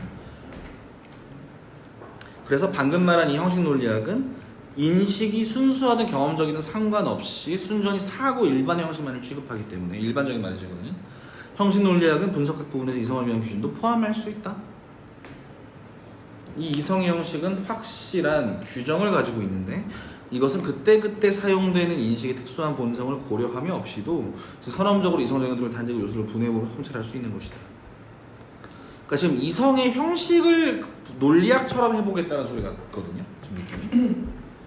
저는 지금 여기서 형식논리학이라는 표현을 왜 썼는지를 모르겠는데 아래쪽에서 초월 논리학이라는 얘기를 근데 지금 나온 구도는 초월 논리학은 그러니까 선언적인 순수한 인식 내용에만 국한되어 있으므로 형식 논리학 부분을 그대로 형식 논리학의 부분을 따라할 수는 없다. 그러니까 지금 저희 첫 모임 때 했던 얘기 아닌가요? 그 형식 논리학은 그냥 완전 논변 구조에만 대한 거고. 그러니까 첫 시간에 했던 김명철은 고양이다 애시처럼 고양이는 영원히 산다 김명철은 영원히 산다라고 하면 논리적으로는 맞는데 다 틀렸잖아. 근데 이게 이 내적으로 구분이 되지 않는단 말이에요. 형식 논리학에서는. 그러니까 우리가 그러면 김명철은 고양이인가 그리고 고양이는 영원히 사는가라는 거는 논리학이 아니라 다른 여기서 얘기하는 그 초월 논리학에 해당하는 부분으로 지금 해야 되는데 그래서 그- 판단력만 그 아. 범주를 지금 판단력으로 빼놓는. 그러니까 참된 사용의 기준이라고 했잖아 지금. 참된. 개념이나 추리는 다르죠. 판단. 객관적으로 전혀 타당하지가 않고 그래서 이성의 초월적 사용은 여기서 못 다루고요. 초월적 변증학대 할 건데 지금 여기서 못 다루고 여기서는 다른 얘기 할 거예요. 그러니까 초월 논리학의 분석본에 속한다. 그러나 이성은 대상들에 관해 선언적으로 무엇인가 결정하려 하고 이성을 가능한 경우에 한계 확장함에 있어서 전적으로 변증적이며 그 이성의 가짜 전들은 분석학이 내용을 가져올 그 기준에 전혀 맞지 않다. 다시 말해서 이걸로는 분석학으로는 이성을 못 다뤄. 이성은 기본적인 속성상 변증적이야. 그래서 안 다룰 거고 그러므로 원칙의 분석학은 오로지 판단력을 위한 규칙이다. 판단력을 정의해보겠다. 선험적 규칙을 위한 조건을 포함한 지성념을 현상 적용하는 법을 선생님이 가르친다. 그런 이유로 나는 고유한 지성의 원칙들을 주제로 삼으면서 판단력 교사를 명시해 사용할 것이니 임로서 봅시다. 서론, 초월적 판단력 일반에 대하여 판단력에 대한 얘기를 하는 거네요. 이제 앞에가 초월적 지성 뭐 이런 거였고 그 앞에가 초월적 감성이었으니까 이번엔 초월적 판단력 개념에 대한 얘기를 하겠다. 그래서 초월 논리학이네요. 초월 논리학. 지성 일반의 규칙들이 능력이라고 설명된다면 판단력은 그런 규칙들 아래에 무엇인가를 포섭하는 능력. 다시 말해 무엇인가가 주어진 규칙 아래에 있는 것. 뭐야 이거. 소여 법칙의 사례. 소여 법칙의 사례인지 아닌지를 판별하는 능력이다. 짜증난다. 호요. 소여. 부여함. 그러니까 주어진 것. 주어진 법칙의 사례인지 아닌지 판별하는 능력이다. 그러니까 다시 지성 일반이 규칙 자체의 어떤 범주들을 얘기하는 거였다면 판단력은 그런 규칙 아래에 무엇인가가 이 규칙에 맞는지 아닌지를 판별하는 능력이다. 맞죠? 이렇게 얘기하면 좀 깔끔하죠? 네. 일반 논리학은 판단력을 위한 아무런 지경도 포함하고 있지 않으면 그런 걸 포함할 수도 없다. 일반 논리학은 인식의 내용을 도외시하므로 거기에는 그냥 순전한 형식만을 분석적으로 분해내 그것으로서 모든 지성적 형식을 세우긴 일외에는 없다. 근데 일반 논리학이 어떻게 우리가 무엇인가를 규칙에 포섭해야 하는지를, 다시 말해 어떻게 우리가 무엇인가 규칙 아래 드는 것을 판별하는지 보편적으로 제시하고자 한다면 이런 일 또한 다시금 다름 아니라 규칙에 의해 일어날 수 있을 것인데 이 규칙 하나 또한 또 하나의 규칙이기 때문에 새로의 판단력의 지시를 필요로 한다. 진짜 말 더럽게 어렵네 진짜. 그리하여 지성은 규칙들을 통해 배우고 보강할 수 있는 것이지만 판단력은 특수한 재능으로서 배울 수 있는 것이 전혀 아니고 단지 숙련될 수 있는 것임이 드러난다. 그러므로 판단력은 천부적 재능이 특수한 것으로 그것의 결여는 어떠한 교육도 메울 수가 없는 것이다. 왜냐하면 학교 교육이 편협한 지성에게 타인의 통찰에게서 빌려다 충분히 전수해줄 수 있지만, 그러니까 말하자면 주입할 수 있긴 하지만 그럼에도 규칙들을 올바르게 쓸 줄 아는 능력은 생도에게 있어야 하는 것이 말이다. 오케이. 이거 천재 얘기하려나 보다. 갑자기. 그러한 천부적 자질이 결여되어 있는 경우에는 올바르게 쓰도록 할 의도로 사람들이 생도에게 정해진 어떤 규칙으로 오용을 단정하지 못하다. 의사나 재판가 또는 정치가는 그 자신, 각자의 분야에서 철저한 교사가 될 정도로 많은 훌륭한 규칙들을 머릿속에 가질 수 있다. 그럼에도 그들이 그것들을 적용하는데 쉽게 과오를 범하게 되는데 그것은 그들이 지성을 결여해서가 아니라 타고난 판단력에 결함이 있어서 보편적인 것을 추상적으로 통찰할 수 있지만 그러나 구체적으로 어떤 경우가 그 아래 속하는지 판별할 줄 모르거나 또는 그들이 사례나 실물을 통해서는 이러한 판단력이 충분히 훈련되지 못했기 때문이다. 사례들이 판단력을 예리하게 해준다는 것은 사례들이 가진 유일하고도 큰 효용이다.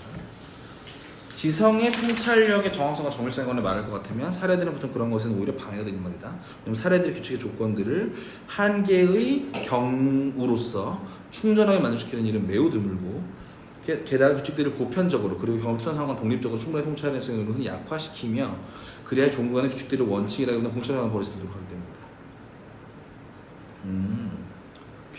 공식처럼 생각하는 버리도록 하기 때문이다. 그러므로 사례들이란 판단력을 위한 보행기로서 판단력의 첨부진실을 결한 사람에게 없어서는 안 되는 것이다. 좋다고. 아 좋다고요? 약간 긁어주는 때가 있는데 혹시 어려움이 좀 많으실 텐데 좀 긁어주는 데가 있는 건가요 혹시? 그런데 일반 논리학은 판단력에게 아무런 지능도 줄 수 없지만 초월 논리학은 사정이 달라서 순수한 지성의 사용에 있어서 판단력을 일정한 규칙을 통해 바로 안전하게 하는 것이 본래 과업으로 보이기까지 한다. 선험적인 순수인식의 영역에서의 지성의 기능을 확장하기 위해서는 교설로서 철학은 전혀 불필요한 것으로 볼 뿐만 아니라 우리 해를 끼치는 것으로 보이는 말이다. 왜냐하면 사람들은 이제까지 철학을 가지고서 한 시도들에서 거의 전혀 아무런 영토도 얻지 못했고 오히려 철학은 비판으로서 우리가 가진 약간의 순수지성 개념들을 사용하면서 판단력의 착오를 방지하기 위해서 매우 주두면밀할 것을 요구받기 때문이다. 초월 철학이 갖는 고유한 점은 초월 철학은 지성의 순수한 개념들에 주어지는 규칙 말고도 동시에 이 규칙들이 적용되어야 할 경우를 선험적으로 제시할 수 있다는 점이다. 이 점에서 초월 철학은 여태 문항보다 우위성을 갖는데 그 이유는 바로 초월 철학은 대상들과 선험적으로 관계해야 하는 개념들을 다루며 이 따라서 객관들의 객관적 타당성은 후험적으로 밝혀질 수 없다는 데 있다. 왜냐하면 그 후험적으로 밝혀진다는 것은 이러한 개념들의 위험에 전적으로 저촉되는 일들이 더 있는 거다. 이씨. 오히려 초월 철학은 동시에 그 아래 대상들이 저 개념들과 합쳐서 주어질 수 있는 조건들을 보편적이면서 충분한 표지로서 명시해야만 한다. 이 어긋날 경우 그 개념들은 아무런 내용도 없는 그러니까 순전 논리형식으로 순수성이 하는 것이다. 이 판단력의 초월적 교설은 이제 두 장을 내용으로 갖는다. 제1장은 그 아래서만 오로지 순수적인 하면서 감성적 조건, 곧 순수적인 도시 기능을 다루며 반면에 제2장은 이 조건을 아래에서 순수적인 선언적으로 흘러나와 여타의 모든 사람의 인식의 기초에 있을 종합한다. 곧 순수지상의 원칙들이다. 이거는 서문에서 안 하는 짓들을 하네요. 그죠? 원래 그레이오를 보완하겠다는 소리처럼 들리네요. 그죠? 원칙의 분석학 제1장 순수 지성 개념의 도식 기능에 대하여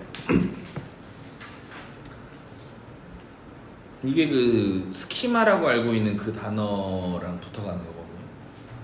그 스케마티스무스라고 저기 밑에 써 있는데 그 어떤 걸 볼 때 다른 어떤 것들과 연관해서 딱 잡아내는 그 능력인데 이거를 사실은 범주표랑 똑같이 돼서 해석하는 분도 계세요. 이거는 그냥 제가 첨언으로 해놓는 거고 일단 읽어볼게요. 한 개념 아래 한 대상이 포섭될 때는 언제나 대상의 표상, 개념 표상과 동종적이어야 한다. 다시 말해 개념은 그 아래 포섭될 대상에서 표상되는 것을 내용으로 가져야만 한다. 왜냐하면 한 대상이 한 개념 아래 포함되어 있다는 표현은 이것을 의미하는 것입니다. 가령 접시라는 경험 개념에서 생각되는 둥금은 원이라는 순수기하학적 개념에 직관되기 때문에 양자는 동종성을 갖는다. 그런데 순수 지성 개념들은 경험적 직관들과 비교해 볼 때 전혀 동종적이 아니고 결코 어떠한 직관에서도 밝힐 수가 없다. 그렇다면 후자가 전자에 포섭된 일이 그러니까 범주가 현상에 적용된 일이 가능한가? 어느 누구도 범주가 예컨대 인과성이 감관에 의해 직관될 수 있다고 그래야 현상 중에 포함되어 있다고 말하지 못할 텐데 말이다. 이 자연스럽고도 중대한 물음은 바로 순수 지성 개념들이 어떻게 현상적으로 적용될 수 있는 가능성을 제시하기 위해서 판단력의 초월적 교수에 필요한 이유를 제공한다. 이거 근데 순서가 좀 달라진 거 아니야? 한참 이 얘기 해놓고 이제 와서 이 얘기를 다시 한다고? 이거 되게 앞에 나왔어야 될 얘기 같은데. 여타 모든 학문들에서는 그것들에 의해 대상이 일반적으로 생각되는 개념들이 그 대상을 주어지는 그대로 구체적으로 표상하는 개념들과는 그렇게 다르거나 일적이지 않기 때문에 전자, 개념들의 대상에 대한 적용에 관해 특별한 해설을 할 필요가 없다. 이제 한편으로는 범주와 또 다른 한편으로는 현상들과 동종적이어야 하고 전자를 후자의 중간으로 해주는 제3의 것이 있어야 하면 명백하다. 이 말 이해돼요?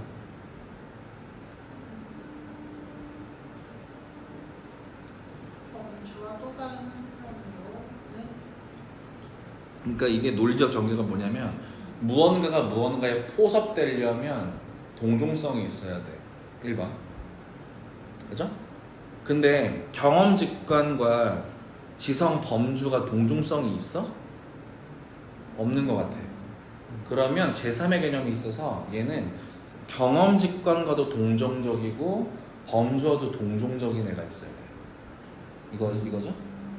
근데 이거 비판에서 얘기했던 구상력 같은데 아무튼. 그 앞에서 얘기했던 그 얘기하고 통하는 있는 것 같은데요. 일단 오케이. 그러니까 범주랑 현상을 매개할 수 있는 뭔가가 있어야 된다는 거죠. 그쵸. 동성이라고 하는 거 말에서. 그쵸.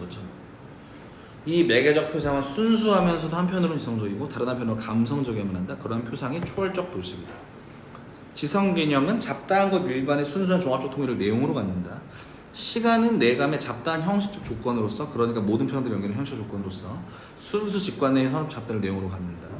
그런데 초월적 시간 규정은 보편적이면서도 선언적 규칙에 의거하고 있는 한에서 그 시간 규정의 통일성을 일으켜주는 범주와 동종적이다. 그런 반면에 다른 한편으로 그것은 시간이 잡다한 것의 모든 경험적 표상에 포함되어 있는 한에서는 현상과 동종적이다. 그래서 범주의 현상들에 대한 적용은 초월적 시간 규정을 매개로 가능할 것이다.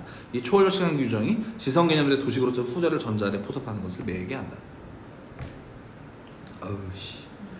순수 지성 개념들은 한낱 경험적으로만 사용되는가 아니면은 초월적으로도 사용되는가? 다시 말해 순수 지성 개념들은 오로지 가능한 경험의 조건들로서 선험적으로만 현상들과 관계 맺는가 아니면 사물들 일반을 가능하게 한 조건들로서 대상을 그 자체까지 펼쳐질 수 있는가? 기대하건대 범주들의 영역에서 밝혀진 바에 따라 이 같은 물음에 대한 결정을 주저하는 사람은 아무도 없을 것이다. 왜냐하면 거기에서 우리는 개념 자체에나 적어도 그 개념들을 이루고 있는 요소를 대상으로 주지 않은 경우에는 개념들이 전혀 불가능하고 아무런 의미도 가질 수 없으며 그러니까 사물 자체에 도움을 제공할 수 없다는 것을 알았으면 합니다. 그러니까 지금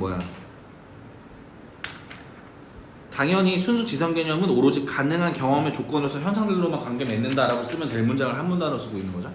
개념밖에. 또한 거기서 우리는 대상들이 우리에게 주어진 유일한 방식은 우리 감성의 변향이라는 것. 또 마지막으로 선험적인 순수한 개념들은 범주에서의 지성 기능 외에도 감성에 특히 내감에 선험적인 조건을 함유해야만 하며 이 형식 조건들은 그 아래에서만 범주가 어떤 대상으로 적용될 수 있는 부분 조건을 함유한다는 것을 알았으니 말이다. 지성 개념 사용을 제약하고 있는 형식 순수한 감성 조건을 우리는 지성 개념의 도식이라 부르려 하며 이 도식들을 가지고 있는 지성을 사용하는 순수의 도식 기능을 부르고자 한다. 다시 저 이해 못했어요. 다시 자 적용될 수 없어. 또한 거기서 우리는 대상들이 우리에게 주어진 유일한 방식은 감성의 변형이라는 것.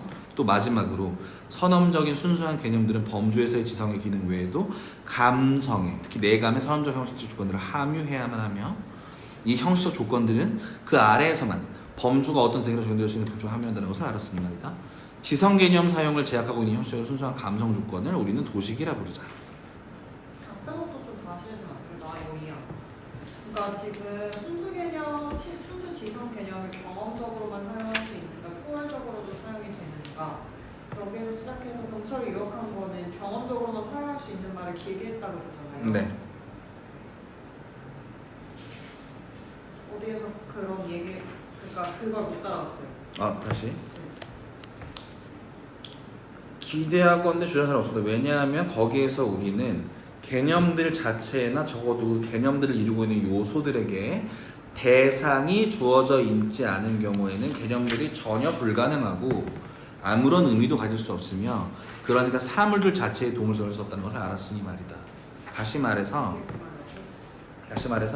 초월적으로 사용되는 얘기 뭐냐면은 경험되지 않더라도 감성 양식에 들어오지 않더라도 사용 가능한가라는 질문인데 앞에서 이거 계속 부정했잖아요. 우리가 이걸 적용할 수 있는 대상은 오직 어디 있냐면은 감성 데이터가 들어온 대상에 한해서만, 즉 현상에 대해서만 가능한 거란 말이에요. 그죠? 네. 알았으니 말이다. 그리고 좋아. 그러면은 이 앞에 문장을 요약하면 뭐야? 순수 지성 개념들은 경험의 대상에만 적용돼. 감성의 대상에서만 적용돼. 오케이. 한번 끊고. 또한 거기서 우리는 대상들이 우리에게 주어진 유일한 방식은 감성이라는 것. 하나. 또 마지막으로 선험적인 순수한 개념들은 범주에서의 지성의 기능 외에도 감성의 선험적인 조건들을 함유해야만 한다는 것. 둘. 이 형식 조건들은 그 아래에서만 범주가 어떤 대상에라도 적용될 수 있는 범주를 함유한다는 것을 알았을 겁니다. 이 두 조건이 충족돼야만 어떤 경우에라도 이 범주가 들어가요. 맞죠? 지성 개념 사용을 제약하고 있는 형식적 순수한 감성 조건을 우리는 도식이라 불러보자. 일단 정의 내린 거예요. 감성의 변형이어야 한다는 거 1번. 그 다음에 감성에 특히 내감의 선험적인 형식 조건을 함유해야 한다는 거 2번. 이 어떤 감성의 조건, 감성 자체가 아니라 감성의 조건을 우리 도시라 일단 불러보자. 자, 다시. 감성의 조건이에요? 감성의 조건이에요. 다시. 감성의 형식은 뭐예요? 시간과 공간이죠. 네네.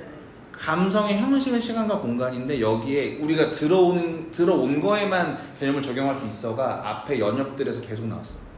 그리고 이게 되게 안 되는 것 같은데 된다고 우겼어 일단. 그지? 기억나죠?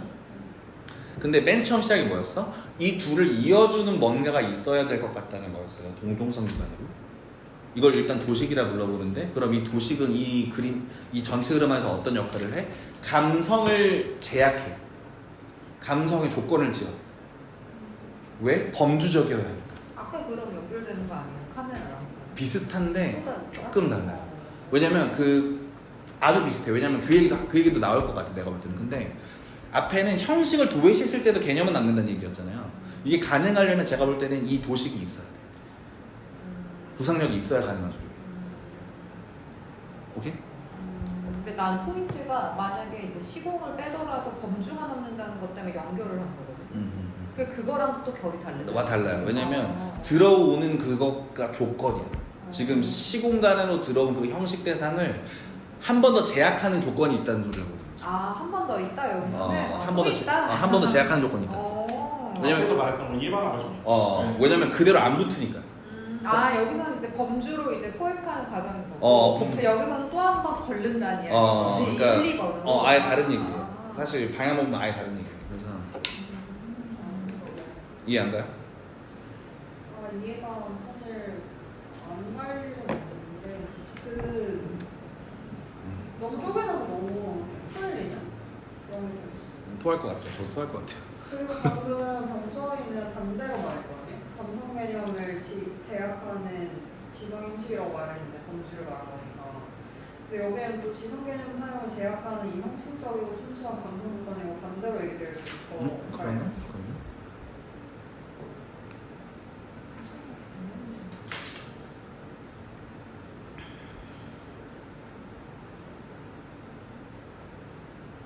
근데 혜수님 말씀이 맞는데, 그러니까 나는 지금 둘 다를 얘기하고 싶은 건데 문장을 다시 볼게요. 지성 개념 사용을 제약하고 있는 이 형식적으로 순수한 감성 조건이라고 했어요. 둘 다 제약되는 거예요. 이 개념에 의해서. 그러니까 지금 이 둘 사이를 걸치고 있는 거야. 이 말 자체가. 그 둘이라는 게 지성과 감성을 말하는 거야? 아니면 아까 구분했던 감성의 변형과 감성의 형식적인 조건을 말하는 거야? 지성과 감성을 말하는 거고 그 둘 구분은 같은 말이에요, 사실. 그러니까 이게 좀 묘한 구도인 것 같은데 그 앞에서 제가 잠깐 그 마크타임에 얘기했던 것 중에 그 얘기 있었잖아요. 그 지금 볼 때 그 통각에서 순수 통각하고 경험적 통각 얘기 있잖아요. 그러니까 지각을 할 때 어차피 통각 때문에 그러니까 이게 좀 묘한 얘기 같은데 지금 앞에서 얘기하는 건 지각을 할 때 그러니까 일단 우리가 빠개놨어요. 이거를 지금 그 지성하고 감성으로 빠개놨는데 어차피 통각 때문에 특정 대상을 지각하는 과정에서는 이거 두 개가 같이 작동해 버린단 말이에요. 그 순수 통각이 작동을 하기 때문에 그래가지고 우리가 지금 이거를 클리어한 상태에서는 이건 지성이 있고 이건 감성이 있어요라고 나누긴 했는데 실제로는 이거 두 개는 어차피 같이 작동하기 때문에 서로를 제약하는 과정에 있는 거라서 지금 그 얘기를 하는 것 같은데 맞아요, 정확히. 그러니까 내가 그래서 순서 틀렸다고 말하는 게 뭐냐면 비판의 그 앞절을 읽을 때 이 개념이 대충 나왔어, 사실. 그러니까 이렇게 명쾌하게 표현되어 있진 않지만 어쨌든 그 중간 자적 무언가가 있어서 이 자발적 어떤 자바움이 있어야 되는 식으로 표현이 됐단 말이에요. 근데 이거는 감성적이기도 하면서 감성을 제한한다는 측면에서 지성적이라고 얘기했단 말이에요. 맨 처음 시작할 때 했던 얘기인데 흡착. 그래. 이렇게 탁 결합되는 그거. 그래. 그 얘기를 지금 여기서 다시 하고 있는 거야, 이 사람은. 근데 그걸 도식이라 부르겠다는 거지. 근데 이러면 지성이랑 감성을 못 빠르는 거죠. 그니까 내 말이 그거. 근데 그거는 맨 처음에 우리 기억나잖아요. 어쩔 수 없는 부분이 있었어. 그거 헷갈리를 어쩔 수 없나? 왜냐면 대전제가 이제 그 경험과 관념을 종합하겠다는 개념이었고 맨 처음 시작이 초월적 감성학이었어. 그러니까 왜 시공간에 형식이 있을 수밖에 없느냐를 정당한 데 출발했기 때문에 걷다가 바로 개념을 갖다 못 붙잖아. 그러니까 지금 이건 뭐냐면은 걷다 개념을 갖다 부어보려다가 안 되니까 자꾸 살이 붙는 거야. 자꾸 살이 붙는 과정인 거지. 일단 도식 기능이 있다. 어쨌든 있다. 칸트는 이게 힘들어. 어쨌든 있다고 할 수밖에 없는 건가. 아무튼 도식. 봐봐, 바로 나오잖아. 도식은 항상 그 자체로는 오직 상상력의 생산물이다. 이렇게 나오잖아. 아까 앞에서 뭐라고 했어요? 상상력 얘기했잖아. 자발적 구상력, 상상력. 그러나 상상력의 종합은 개별적인 직관이 아니라 감성을 규정하면서 통일만을 의도로 가지고 있으므로 도식은 도상과는 구별되어야 한다. 그래서 만약에 내가 5개의 점을 차려 찍는다면 이것은 수 5의 도상이다. 도상이 뭐죠? 뭐 형상이겠죠? 형상. 개념으로 만들어놓은 모양 같은데요. 그러니까 이게 개념. 그냥 개념인데 현수님 이렇게 봐봐요. 내가 지금 이거 마실 거 5개네 라고 착 가는 게 도식이야. 그게 스킴하고 그 점 5개를 찍어서 앞에 갖다 놓은 거 그것도 상상력의 산물이긴 한데 그건 도상이라는 거야. 지금 그걸 구분하고 싶은 거예요. 만약에 내가 5도 될 수가 100도 될 수 있는 수 일반을 단지 사고한다면 이 사고는 이 도상 자체라기보다는 일정한 개념에 따라 한 양을 도상에서 표상하는 방법의 표상이다. 미친놈아. 천의 경우는 나는 그 도상 자체를 일별하기가 어렵고 그래서 개념과 비교하기 힘들 터이다. 그래서 나는 한 개념에게 그것의 도상을 제공하는 이 상상력의 분체 정해진 표상을 이 개념에 대한 도식이라 부르는 것이다. 아유. 그러니까 수가 도식이란 소리야. 수 개념이 도식이란 소리야. 그러니까 수 개념만 있는 건 아니겠지만 이런 층위가 하나 더 있다는 소리가 하고 싶어요. 사실 우리의 순수한 감성적 개념들의 기초에는 대상들의 도상이 아니라 도식들이 놓여있다. 삼각형이라는 개념 일반에는 적합한 어떠한 개념의 도상도 없을 터이다. 삼각형 개념은 모든 삼각형, 그러니까 직각, 사각 등등에 타당한데 어떤 형상도 이 개념의 보편성에 미치지 못하며 그러나 단지 이 분야의 일부에 국한될 수 있을 터이는 말이다. 삼각형의 도식은 결국 다른 곳이 아닌 사회 속에만 실존할 수 있고 그것은 공간상의 순수 형태들에 대한 상상의 조합의 규칙을 지킨다. 우리 저번에 기하 가지고 싸웠죠. 기억나죠? 기하는 감성적이냐 개념적이냐 중간에 있다는 소리죠. 그죠? 그리고 그 기하를 그리잖아? 그건 도상이야. 그 얘기였죠. 더구나 경험의 대상이나 이 대상의 도상은 경험 개념에 도달할 수가 없다. 오히려 이 경험 개념은 항상 직접적으로 일정한 보편적 개념에 따라서 우리 직관을 규정하는 규칙으로서 상상력의 도식에 관계한다. 개라는 개념은 그에 따라 나의 상상력이 한 4발 달린 동물의 형태를 보편적으로, 다시 말해 경험이 나에게 제공하는 특수한 형태나 내가 구체적으로 묘사할 수 있는 모든 가능한 도상이 국한됨이 없이 그럴 수 있는 그런 규칙을 의미한다. 현상들과 그것의 순전한 형식에 관계하는 우리 지성의 도식 기능은 인간 영혼의 기본에서 숨겨진 야 임마 우리가 이 기술의 참된 운용을 알고 있는 그대로 안에서 우리를 노정시킨다는 것은 언제고 어려운 일이다. 아니 너무하네. 노정이 뭐야? 어? 노정이 뭐야? 그냥 뭐 고정시킨다는 소리겠죠. 드러낸다는 얘기겠죠. 그래서 우리가 말할 수 있는 것은 도상은 생산적 상상력이 경험적 능력의 생산물이고 감성적 개념들의 도식은 순수한 선험 상상력의 생산물, 이를테면 약자라는 것뿐이다. 약자라고 써놨는데 이거 생략자 모노그램이죠. 생략된 글씨라는 얘기죠. 모노그램 맞다. 모노그램 밑에 써있네요. 이 도식에 의해서 그리고 이 도식에 따라서 도상들은 비로소 가능하게 된다. 그러나 이 도상들은 항상 그것들이 표시하는 도식을 매개로 해서만 저 개념을 결합할 수밖에 없지만 그 자체가 개념과 합치하진 않고 이에 반해 순수 지성 개념의 도식은 도무지 어떤 도상이 될 수 없는 것인데 범주가 표현한 개념을 일반에 대한 통일의 규칙에 따른 순수 종합일 뿐이다. 왜? 말이 어려워? 일단 계속 가봐요. 아니 근데 일단 간단히 일반화되지 않는데 상상력의 기술이 있다는 거야. 감성과 범주를 얻는다고 우리가 생각해봤을 때 봐봐요. 이건 그냥 내가 이 텍스트랑 무관하게 그냥 깔아놓은 설명인데 졸려. 근데 어쨌든 술 먹어야겠다. 경험이 있어서 이 경험이 범주가 적용된다는 건 앞에서 연역이 됐으니까 일단 인정하고 넘어가자고요. 근데 이게 바로 안 붙는 것 같으니까 지금 이 개념을 갖다 쓰는 거잖아. 그래서 이 아이의 속성, 이 중간자적 이 아이의 속성은 기본적으로 경험적인데 경험이 될 수 없고 개념적이고 보편적인 것 같은데 그릴 수 있어. 그럼 그걸 할 수 있는 게 뭐지? 상상력이네? 개념적이고 보편적인 것 같은데 그릴 수 있어. 하지만 그려진 것은 완전히 그것이요. 뭐 그려진 게 보편성을 또 띄지는 못한다는 거잖아요. 그렇죠? 근데 이거 봐봐. 이 구도 가만 생각해봐요. 이거 나중에 판단력으로 번역되거든요. 네. 판단력 비판이 미학에 관한 거죠. 네. 예술이 하는 기능이에요. 감성의 대상들을 보편이 아니지만 보편에 가장 근접한 방식으로 드러내는데 그건 다시 보편이 아니야.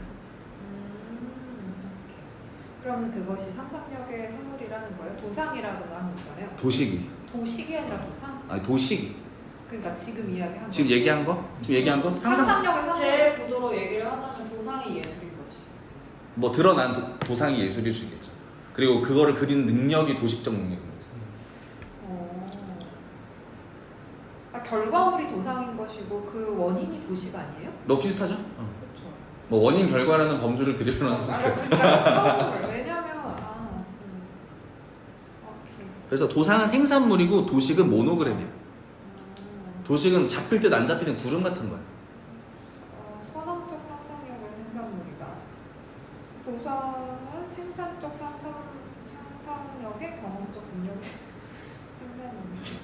둘 다 생산물인 것 같은데 생산적 상상력과 선험적 상상력의 차이가 있는 거잖아요.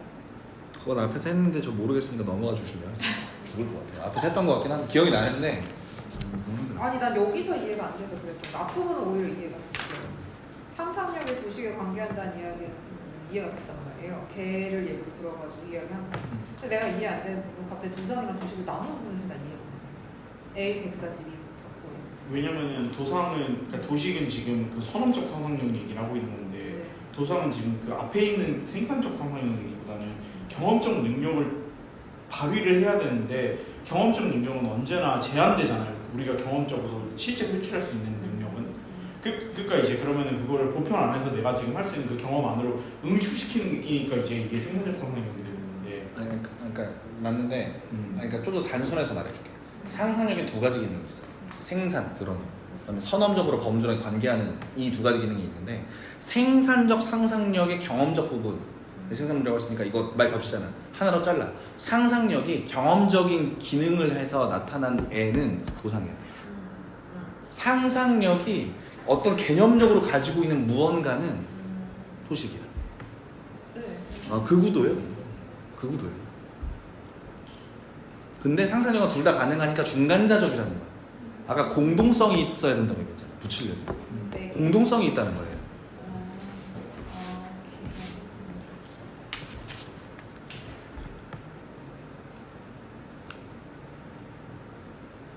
해서 이것은 표상들이 이게 이 얘기를 또한 이유를 알겠어. 나도 이제 알 것 같아. 이제 알 것 같아. 왜냐면 지금까지는 바깥 세계를 인식하는 거에 대해서 얘기를 했잖아요. 이제 그 다음에 다시 내가 뱉어내는 거에 대해서 얘기를 하고 있네. 그러니까 연역 끝났으니까 네. 하고 싶은 말 하겠다야 지금. 연역 끝나서 하고 싶은 말 하겠다고. 나는 이게 이제 이 위치가 맞는 것 같아. 진짜 괴물 같은 사람이다. 이것은 표상들이 통각의 통일에 따라 선언적으로 한 개념에서 연관된 것을 한해서 모든 표상들과 관련해 내감 일반의 것의 형식 조건들에 따라 규정하는 것에 관여한다. 좀 마시고요. 이제 순수 지상 개념은 일반의 초월적 도식으로 요구되는 것들을 분해하는 무미건조하고 지루한 일에 지체함이 없이 우리는 도식들을 차라리 범주들의 순서에 따라 범주와 연관지어 서술하고자 한다. 외감 앞에 주어지는 모든 양적인 것들의 순수 도상은 공간이다. 와, 이제는 형식이 이렇게 돼버렸어. 그 감성의 형식을 지금 상상력에 갖다 때려 붓고 있어요. 그러나 감관 일반의 모든 대상들의 순수 도상은 시간이다. 도상이라고. 그러나 순수 지성 개념의 하나의 양의 순수 도식은 수다. 그러니까 지금 케이스를 가지고 비슷한 애들을 다 갖다 붙이고 있는 거야. 보여요 이거? 수는 하나에다 하나를 연속적으로 더해감을 포괄하는 표상이다. 그러므로 수는 다름 아니라 내가 직관에 포착해서 시간 자체를 생산함으로써 동종적인 직관 일반의 잡다를 종합하는 통일이다. 근데 이 문단 미친 문단 아니에요 진짜. 진짜 미친 문단이야. 이 느껴져? 이 미친 문단인 게? 진짜 정신 나는 거 같네. 또라이 아니야 진짜 이거? 미쳤어 진짜. 다시 읽어요. 외감 앞에 모든 양적인 것들의 순수 도상은 공간이야. 내 외적 감각 앞에 주어지는 모든 양적인 것의 순수 도상은 공간인데, 자 다시 도상은 공간이야. 순수 도상이라고 이렇게 꽂는 이유가 어쨌든. 도상은 공간. 뭔지는 알 것 같아. 감관 일반의 모든 대상들의 도상은 시간이야. 다시 감관의 형식이에요 이거. 형식 얘기하는 거야 지금. 앞에 꺼내놓은 거 안으로 들어오는 거 이건 공간과 시간이지. 이게 맨 앞에 했던 얘기잖아요. 그러니까 이 사람 머릿속에는 맨 앞에 초월적 감성하고 이 두 줄이면 끝나는 얘기였어요. 어쨌든 그러나 순수 지성 개념의 하나인 양의 순수 도식은 수다. 수는 하나에다 하나를 연속적으로 더해감을 포괄하는 표상이다. 그러므로 수는 다름 아니라 내가 직관에 포착해서 시간 자체를 생산함으로써 동종적인 직관 일반의 잡다를 종합하는 통일이다. 다시 얘기하면 안 돼. 앉아.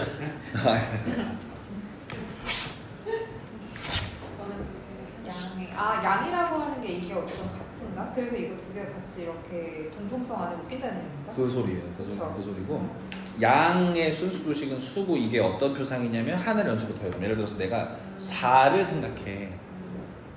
그 다음에 5를 생각한다. 그 다음에 6을 생각해. 7을 생각한다. 8을 생각해. 이렇게 연속적으로 감이 있잖아요. 시공을 거기다 집어넣는다는 이야기 아니에요? 그쵸. 그 얘기죠. 오. 그러니까 공간의 경험적 활용은 도상이잖아.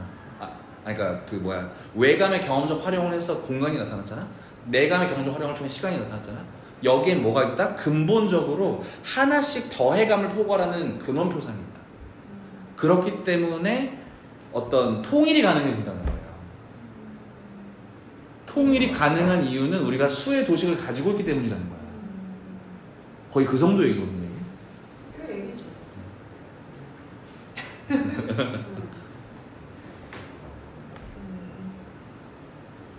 감관 일반의 모든 대상들의 순수 도상은 시간이고 그러니까 내감의 순수 도상이 시간인 거라는 거잖아요. 그러니까 다시 도상은 뭐였어? 경험적 활용이었죠. 경험적 활용들은 시간과 공간이라고 우리가 이렇게 밀어 넣을 수 있는데 이게 통일되는 게 왜 통일되는지 규명이 되게 어려웠단 말이야. 앞에 내감 얘기할 때. 근데 왜 가능해?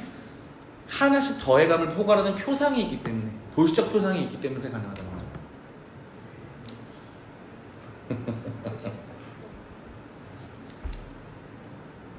물론 반박하고 싶은 마음이 안 들진 않는데 조금 그러니까 순수 도식을 이야기. 맞아요. 그러니까 순수 도식을 통해서 아까 동종성이라고 하는 게 가능해진다는 이야기죠. 맞아요. 경험과 개념이 가능해진다. 범주랑 현상을 매개하는 게 가능해진다. 맞아. 진짜 변태. 이거 사실 끝난 거 아니야? 변태적인데.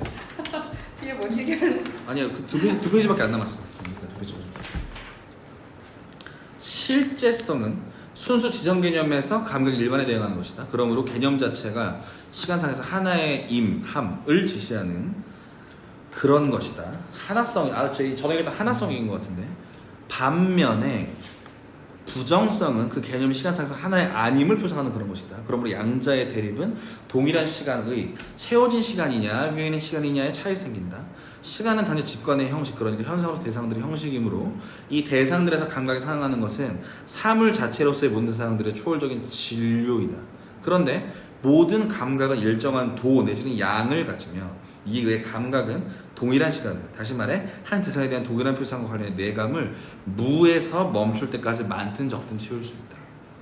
그래서 실제성과 부정성과의 관계와 연관성, 아니 차라리 실제성에서 부정성까지 이행이 있으며 이 이행은 매 실제성을 양적인 것으로 표상한다. 더 실제적인 것, 더 부정적인 것이 계열화가 가능한데 이 계열화는 너무 그냥 얼핏 보면 도식적이잖아. 개념적이잖아. 지성적이잖아. 도식이 있다는 얘기예요. 양적 도식이 있다는 거죠. 그리고 무엇인가가 시간을 채우는 한에서 그 무엇인가의 양으로서 실질성의 도식은 바로 연수적이고 동형적인 양의 생산이며 그것은 우리가 시간상에서 일정한 도를 갖는 감각에서부터 그 감각의 소멸점까지 내려가거나 부정성에서부터 감각의 어느 양까지 점점 올라가면서 생기는 것이다.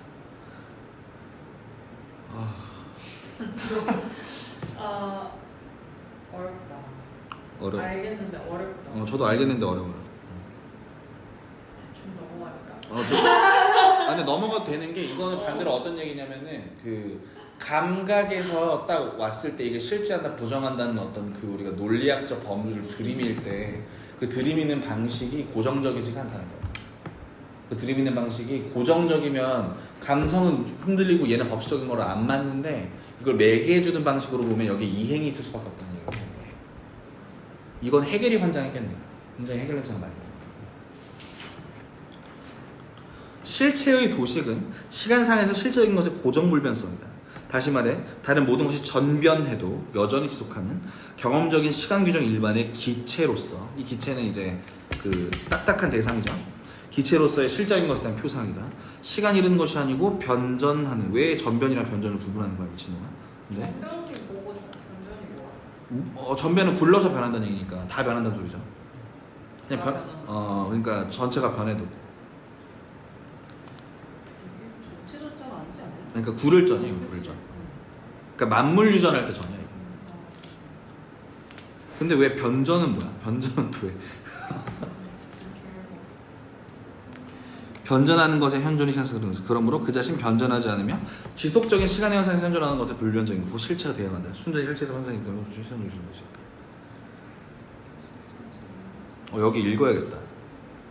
이거 제가 죄송한데 전변, 변전 구별을 못할 것 같으니까 그냥 다 변전으로 읽을게요. 똑같은 말인 것 같아요. 실체의 도식은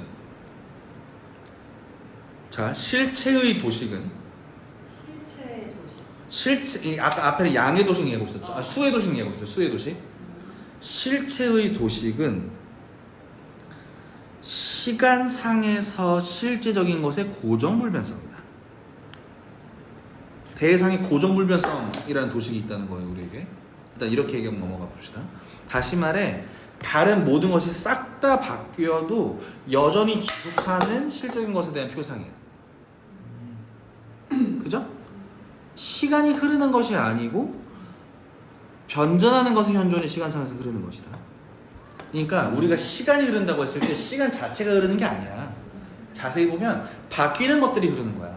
그러니까 도식은 그대로 있는데 그 안에서 움직이는 것들 때문에 시간이 흐른다고 느낀다는 거예요? 비슷한데 반대인데 도식이 있다는 거는 도식은 고정된 게 아니라 나한테 있는 거잖아요. 그러니까 봐봐, 밖에 대상이 있어서 시간이 흐른다는 게 우리의 어떤 그 되게 자연적 상태의 상상이라면 우리는 대상이 고정되어 있다는 도식을 편견이라고 합시다. 편견을 가지고 있단 말이야. 사고방식. 사고방식을 가지고 있단 말이야. 그러니까 다 바뀌면 시간이 흐른다고 느껴. 아, 뭘. 오. 그래서 되게 불교적이다. 그래서 대박. 시간이 흐르는 것이 아니고 변전하는 것의 현존이 시간상에서 흐르는 거야. 미친놈이네. 그러므로 그 자신 변전하지 않으며 지속적인 시간에서 현상에서 현존하는 것에 불변적인 것, 그 실체가 대응한다는 거야. 대박이다. 대응한다고 했잖아 지금.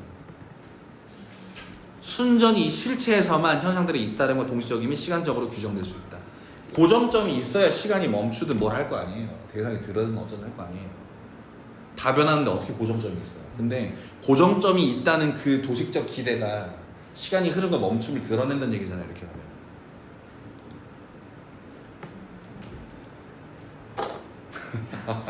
도식적인 어떤 고정된 뭔가가 있다는 도식이 이렇게 얘기해볼까? 시간의 흐름을 만들어낸다. 거의 그렇죠. 인식 안에서. 거의 그렇죠. 인식 안에서. 그렇지. 우리 내 안에서. 그렇지. 지금 시간은 흐르지 않는다는 거예요. 왜냐면 실제 아니 그래야 되잖아요. 얘기가 그 왜 여기 시작할 때 실제 도식은 고정불변성. 그래서 내가 불교적으로 한 그래요. 거예요. 칸트는 뭐라 그랬을 것 같아? 뭐가? 아니, 시간이 흐르나요라는 질문에 칸트가 뭐라 그랬을 것 같아? 시간은 흐르지 않는다고 이야기. 알 수 없다. 알 수 없다. 왜냐면 시간은 형식이에요. 우리가 받아들인 것만 있는 거야. 그러니까 그거는 우리가 판단할 수 있는 영역이 아닌 거. 그래서 우리가 왜 흐르거나 흐르지 않는다고 느끼냐면 도식이 있어서 그렇다는 거예요. 어쨌거나 형식으로 주어진 도시랑은 변하지 않고 우리가 보는 건 변하고 그러니까 그쵸. 그거에 대해서 평생 알 수 없다고 생각한다고? 그러니까 야 이건 알고 이건 아는 거고 그러니까 이건 현상이니까 이제 현상이 됐잖아. 근데 시간 자체가 흐르냐 흐르지 않느냐에 대한 질문에 대해서 알 수 없다고 했을 거야. 물 자체니까 그건 초월론적인 거니까 인간이 알 수 없는 거. 거기로 가면 또 시간도 물 자체로 인식하는 건가? 그치. 내가 형식인데? 그렇지 나한테 형식이지. 그러니까 들어온 거에 대해서는 내가 그렇게 얘기할 수 있는데 그 또한 나한테 그냥 주어진 거. 그치. 현상이지. 우리가 그거가 옳고 그름을 판단할 수 없는 그냥 주어진 그냥 있는 거. 초월적 시간이라는 개념을 칸트가 상정했다면 그건 알 수 없는 신의 영역이거나 변증적 영역이라고 했죠. 실제로 변증론 가서 그 얘기해요. 시간은 무한한가 무한하지 않은가에 대한 논쟁을 해요. 그리고 결론은 알 수 없다. 왜냐면 둘 다 논리적으로 말이 되거든. 무한하다 무한하지 않다가 둘 다. 시간으로 계산하는 적. 근데 형식이란 말은 기본적으로 대상화가 들어있어요. 공간도 대상이에요. 시간도. 물론 내감의 형식은 조금 다르지. 왜냐면 지적 존재자는 아까 봤지만 그렇게밖에 드러나지 제일 않아요. 안에 있는 형식이라고 생각해서 조금 다르다고 생각해요. 아무튼 그래서 사물 일반의 원인과 인과성의 도식은 만약 한 실질적인 것이 임의로 정립되면 항상 다른 무엇인가 것에 따른 그런 실질적인 것이다. 그러므로 그것은 하나의 규칙에 종속한 잡다한 것의 연이음에 있다. 상호성의 도식. 또 새로운 도식이 나네. 바꿔 말해 우유적이 무슨 말일까? 우연이 있음 뭐 이런 표현인 것 같은데. 그러니까 우유적인 것과 관련하여 실체들의 쌍방적인 인과성의 도식은 하나의 보편적 규칙에 따른 하나의 실체의 규정에 따른 다른 규정과의 동시적입니다. 뭐야 씨. 인과성의 도시. 이것도 결국에 도시 간에 포섭된다는 이야기거든요. 인과성의 도식은 하나의 보편 규칙에 따르는 하나의 규정들의 다른 규정들과의 동시성이다. 하나의 보편적 규칙에 따르는 하나의 규정의 다른 규정과의 동시성. 왜냐면 인과성이니까. 근데 이거 왜 우유성이나 뭐 얘기를 한 거지? 우연적이 아닌 거 아니야? 그러니까 왜 우발적이라고 얘기하는지 좀 이해가 잘 안 돼요. 이렇게 얘기하니까. 우유적인 것과 관련된 실체들의 쌍방적인 인과성의 도식이라는 말 자체가 이해가 안 가는데 잠깐만 멈춰봐요. 우유적을 검색해 줄래? 물론 우유적이라고 그냥 치면 안 나올 것 같긴 한데 한자를 알아야 될 것 같은데 이게 우가 우연할 때 우는 맞는 것 같거든요.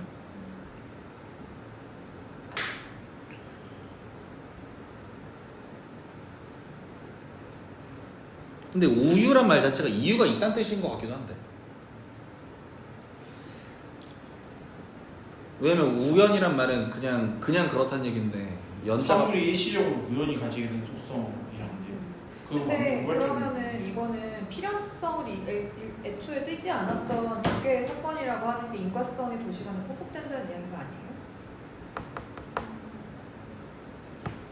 상호성의 도시. 바꿔 말해서 상호작용. 우연히 그렇게 된 것과 관련해서. 다시 앞에 오늘랑 같이 보자.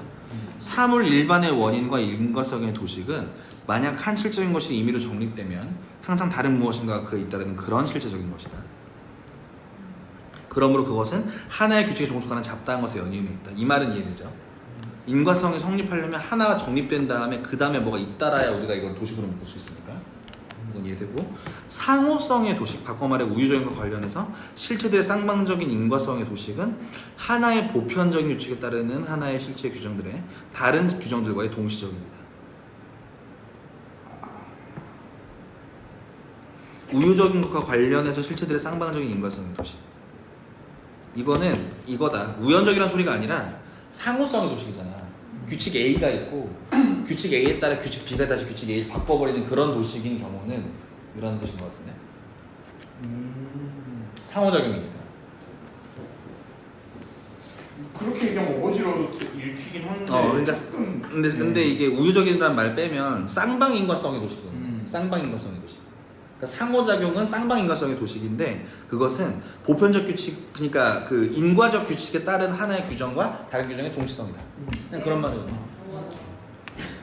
그 다음에 가능성의 도식은 여러 다른 표상들의 종합의 시간 일반의 조건들과의 합치이다. 그렇죠? 여러 다른 표상의 종합, 시간 일반의 조건들과의 합치이다. 예를 들어서 대립되어 있는 것은 한 사물로 동시적일 수 없고 단지 서로 잇따를 수 없는 것이 말이다. 있는 것이 그 있을 수 있는 것이니 말이다. 그러면 그것은 한 사물의 표상의 어느 시점에서의 규정이다. 오케이? 어렵지 않죠? 현실성의 도식은 특정한 시간에서의 현존이다. 필연성의 도식은 모든 시간에서 한 대상의 현존이다. 모든 시간에 이거 뭐 하고 있어요 지금? 이 사람 범주표 쓰고 있네.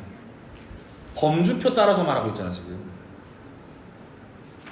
맨 처음에 중간쯤에 우리 범주 막 그 16개 막 문어다리 만들었던 거 그거에 따라 지금 떠들고 있네. 그죠? 그러면 뭐야? 도식이란 범주적인 거예요. 모든 범주의 도식은 그래서 뭐야? 이건 무슨 논리학이야? 초월 논리학이야. 논리학적 기능이 대상에 기능할 수 있는 그걸 가르쳐 주는 거예요. 진짜 미친놈 아니야 이거? 말을 하고 얘기하지 왜 이렇게 사이코지? 아 진짜 어렵다. 진짜 어렵다. 재밌어. 여기 298쪽에 양 얘기가 제일 먼저 나왔지. 그 다음에 질 얘기 나왔지. 실제성 얘기 아까 했지. 부정성 얘기 잠깐 했지. 그 다음에 원인성 뭐 상호성 뭐 이런 거 얘기하고 있지. 우리 실제 조직이가 이렇게 나와. 그 다음에 현존 얘기하고 있지. 다 다뤘네? 읽는 새에 다 다뤘어요. 이상 모든 소설부터 사람들이 이제 다음의 사실을 알 것이다. 모든 범주의 도식은 곧 양의 도식은 대상에 대한 계기적 포착에서 시간 자체의 산출을, 질의 도식은 감각과 시간 표상의 종합된 시간의 채움을, 관계의 도식은 모든 시간에서 그 지각된 상황 간의 관계를, 마지막으로 양태민 그 범주의 도식은 대상이 과연 시간에 속하며 어떻게 속하는가를 규정하는 상관계로서 시간 자체를 내용하고 표상화한다. 따라서 도식들은 다름 아니라 규칙들에 따르는 선언적인 시간 규정들이다. 그리고 이것들은 범주들의 순서에 따라서 모든 가능한 성능과 관련해 시간 계열, 시간 내용, 시간 수서 마지막으로 시간 총괄에 관계한다. 이야 놀라운데요. 재밌다. 이로써 밝혀진 것은 상상력의 초월적 종합에 의거한 지성의 도식 기능은 다름 아니라 내감에서의 직관의 모든 잡다의 통일에 귀착하고. 자, 아까 우리 막힌 거 뭐였어? 외감은 그렇다 치는데 우리 지적 존재자가 내감으로 이걸 정리하는 방식이 설명이 애매하게 엉키고 넘어갔잖아요. 근데 지금 여기 뭘 구하고 있어? 그 통일이 작동하는 방식 중 하나가 판단력이라고 한다면 그 모든 도식들, 그 모든 범주들은 이미 시간 규칙에 관계하고 있다는 거예요. 이미 내감적 규칙에 관계하고 있다. 판단력의 범주들이. 그런 말이잖아요. 그렇죠. 네. 그래서 간접적으로는 내감에 대응하는 기능인 통각의 통일에 귀착한다는 사실이다. 그러므로 순수 지성 개념들의 도식들은 이 순수 지성 개념들에게 객관들과의 관계 맺음, 그러니까 의미를 부여하는 진정한 그리고 유일한 조건들이다. 따라서 범주들은 결국 가능한 경험적 사용 이외에는 다른 어떠한 사용도 갖지 않는다. 그치, 당연하지. 왜? 통일하는 내가 그 범주들을 쓰는 방식이 이것밖에 없는데 대상이 갖다 붙이려면 상상력이랑 도식일 때 있어야 되는데 그걸 통해 가니까 당연히 내감에 귀착하죠. 필연적이죠.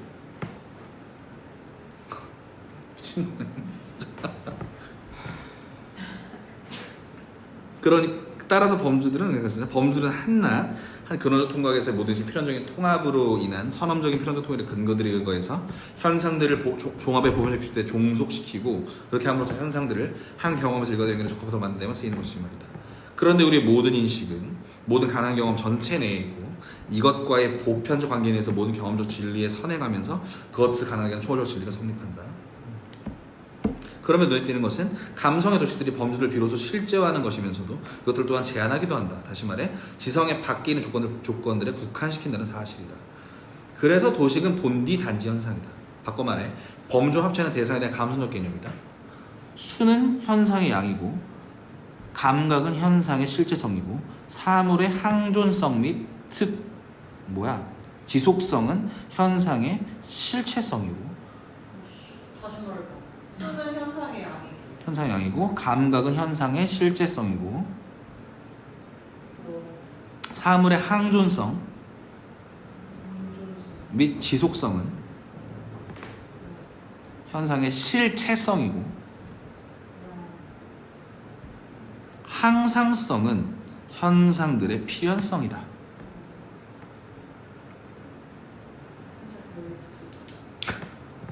이제 만약 우리가 제한하는 조건을 제거하고 그럼직해 보이는 바대로 앞서 상위관계의 개념을 확장한다면 범주들은 그것의 순수한 의미에서 감성의 일체 조건 없이 그것들의 도식들이 사물들 일반을 단지 그것들의 현상들을 표상하는 대신에 있는 그대로의 사물들 일반에 타당할 터이다. 그래서 범주들은 진짜? 있는 그대로 사물들에 타당하다고? 맞아? 그래서 범주들은 일체 도시들로부터 독립적인 것으로 훨씬 더 확대된 의미를 가질 것이다. 물론 사실 순수 지성 개념들에게는 모든 감성을 떼어낸 후에도 표상들의 순전히 통일하는 하나의 그러한 단지 논리적 의미가 남는다. 그러나 이 표상들에게는 어떤 대상도, 그러니까 객관이나 개념을 주실 때 어떤 실제적 의미도 주어지지 않는다. 그래서 예컨대 만약 사람들이 고정론성이나 감성 규정을 제거한다면 실체는 다름 아니라 주어로 선택할 수 있는 어떤 무엇을 의미할 따릅니다. 그런데 이런 표상으로서는 아무런 것도 이룰 수가 없다. 이 표상은 나에게 그러한 제일적으로 타당할 사물이 어떤 규정을 가지고 있는 걸 전시해주지 않습니다. 그러므로 범주들은 도시들 없이 단지 개념을 위한 지성의 기능일 뿐이요 아무런 대상도 표상하지 않는다. 범주들에게 이런 의미를 주는 것은 지성을 실제하면서 동시에 제한하는 감성이다.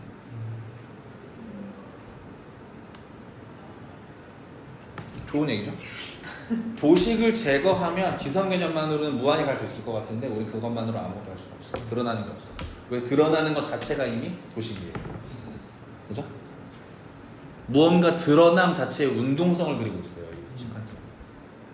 너무 해결 냄새나. 미칠 것 같아. 이거 해결이야. 근데 당연한 얘기겠죠. 관념론 이런 거니까. 어떻습니까? 전 레드. 그리고 다시 지금 헷갈리는 게 상상력의 역할이 지금 도식과 도상의 중간 어둠이라고? 둘 다 상상력의 기능이고 어떻게 보면. 근데 그 아까 얘기했듯이 도상은 좀 더 경험적인 거에 가깝다면은 도식은 좀 더 개념적인 거에 가깝다고 얘기했잖아요. 근데 뭐 이 표현 자체가 그렇지만 뭐 이렇게 말해보자. 도상은 특수한 거야. 특수 대상. 도식은 보편 개념이란 말이에요. 그래서 특수한 개별적 경험들이 보편적 어떤 범주들에 적용되는 방식은 도식적일 수밖에 없다는 거예요. 그리고 붙어갈 수밖에 없어. 그리고 그거는 범주 형식상의 어떤 시간화야. 내감화야.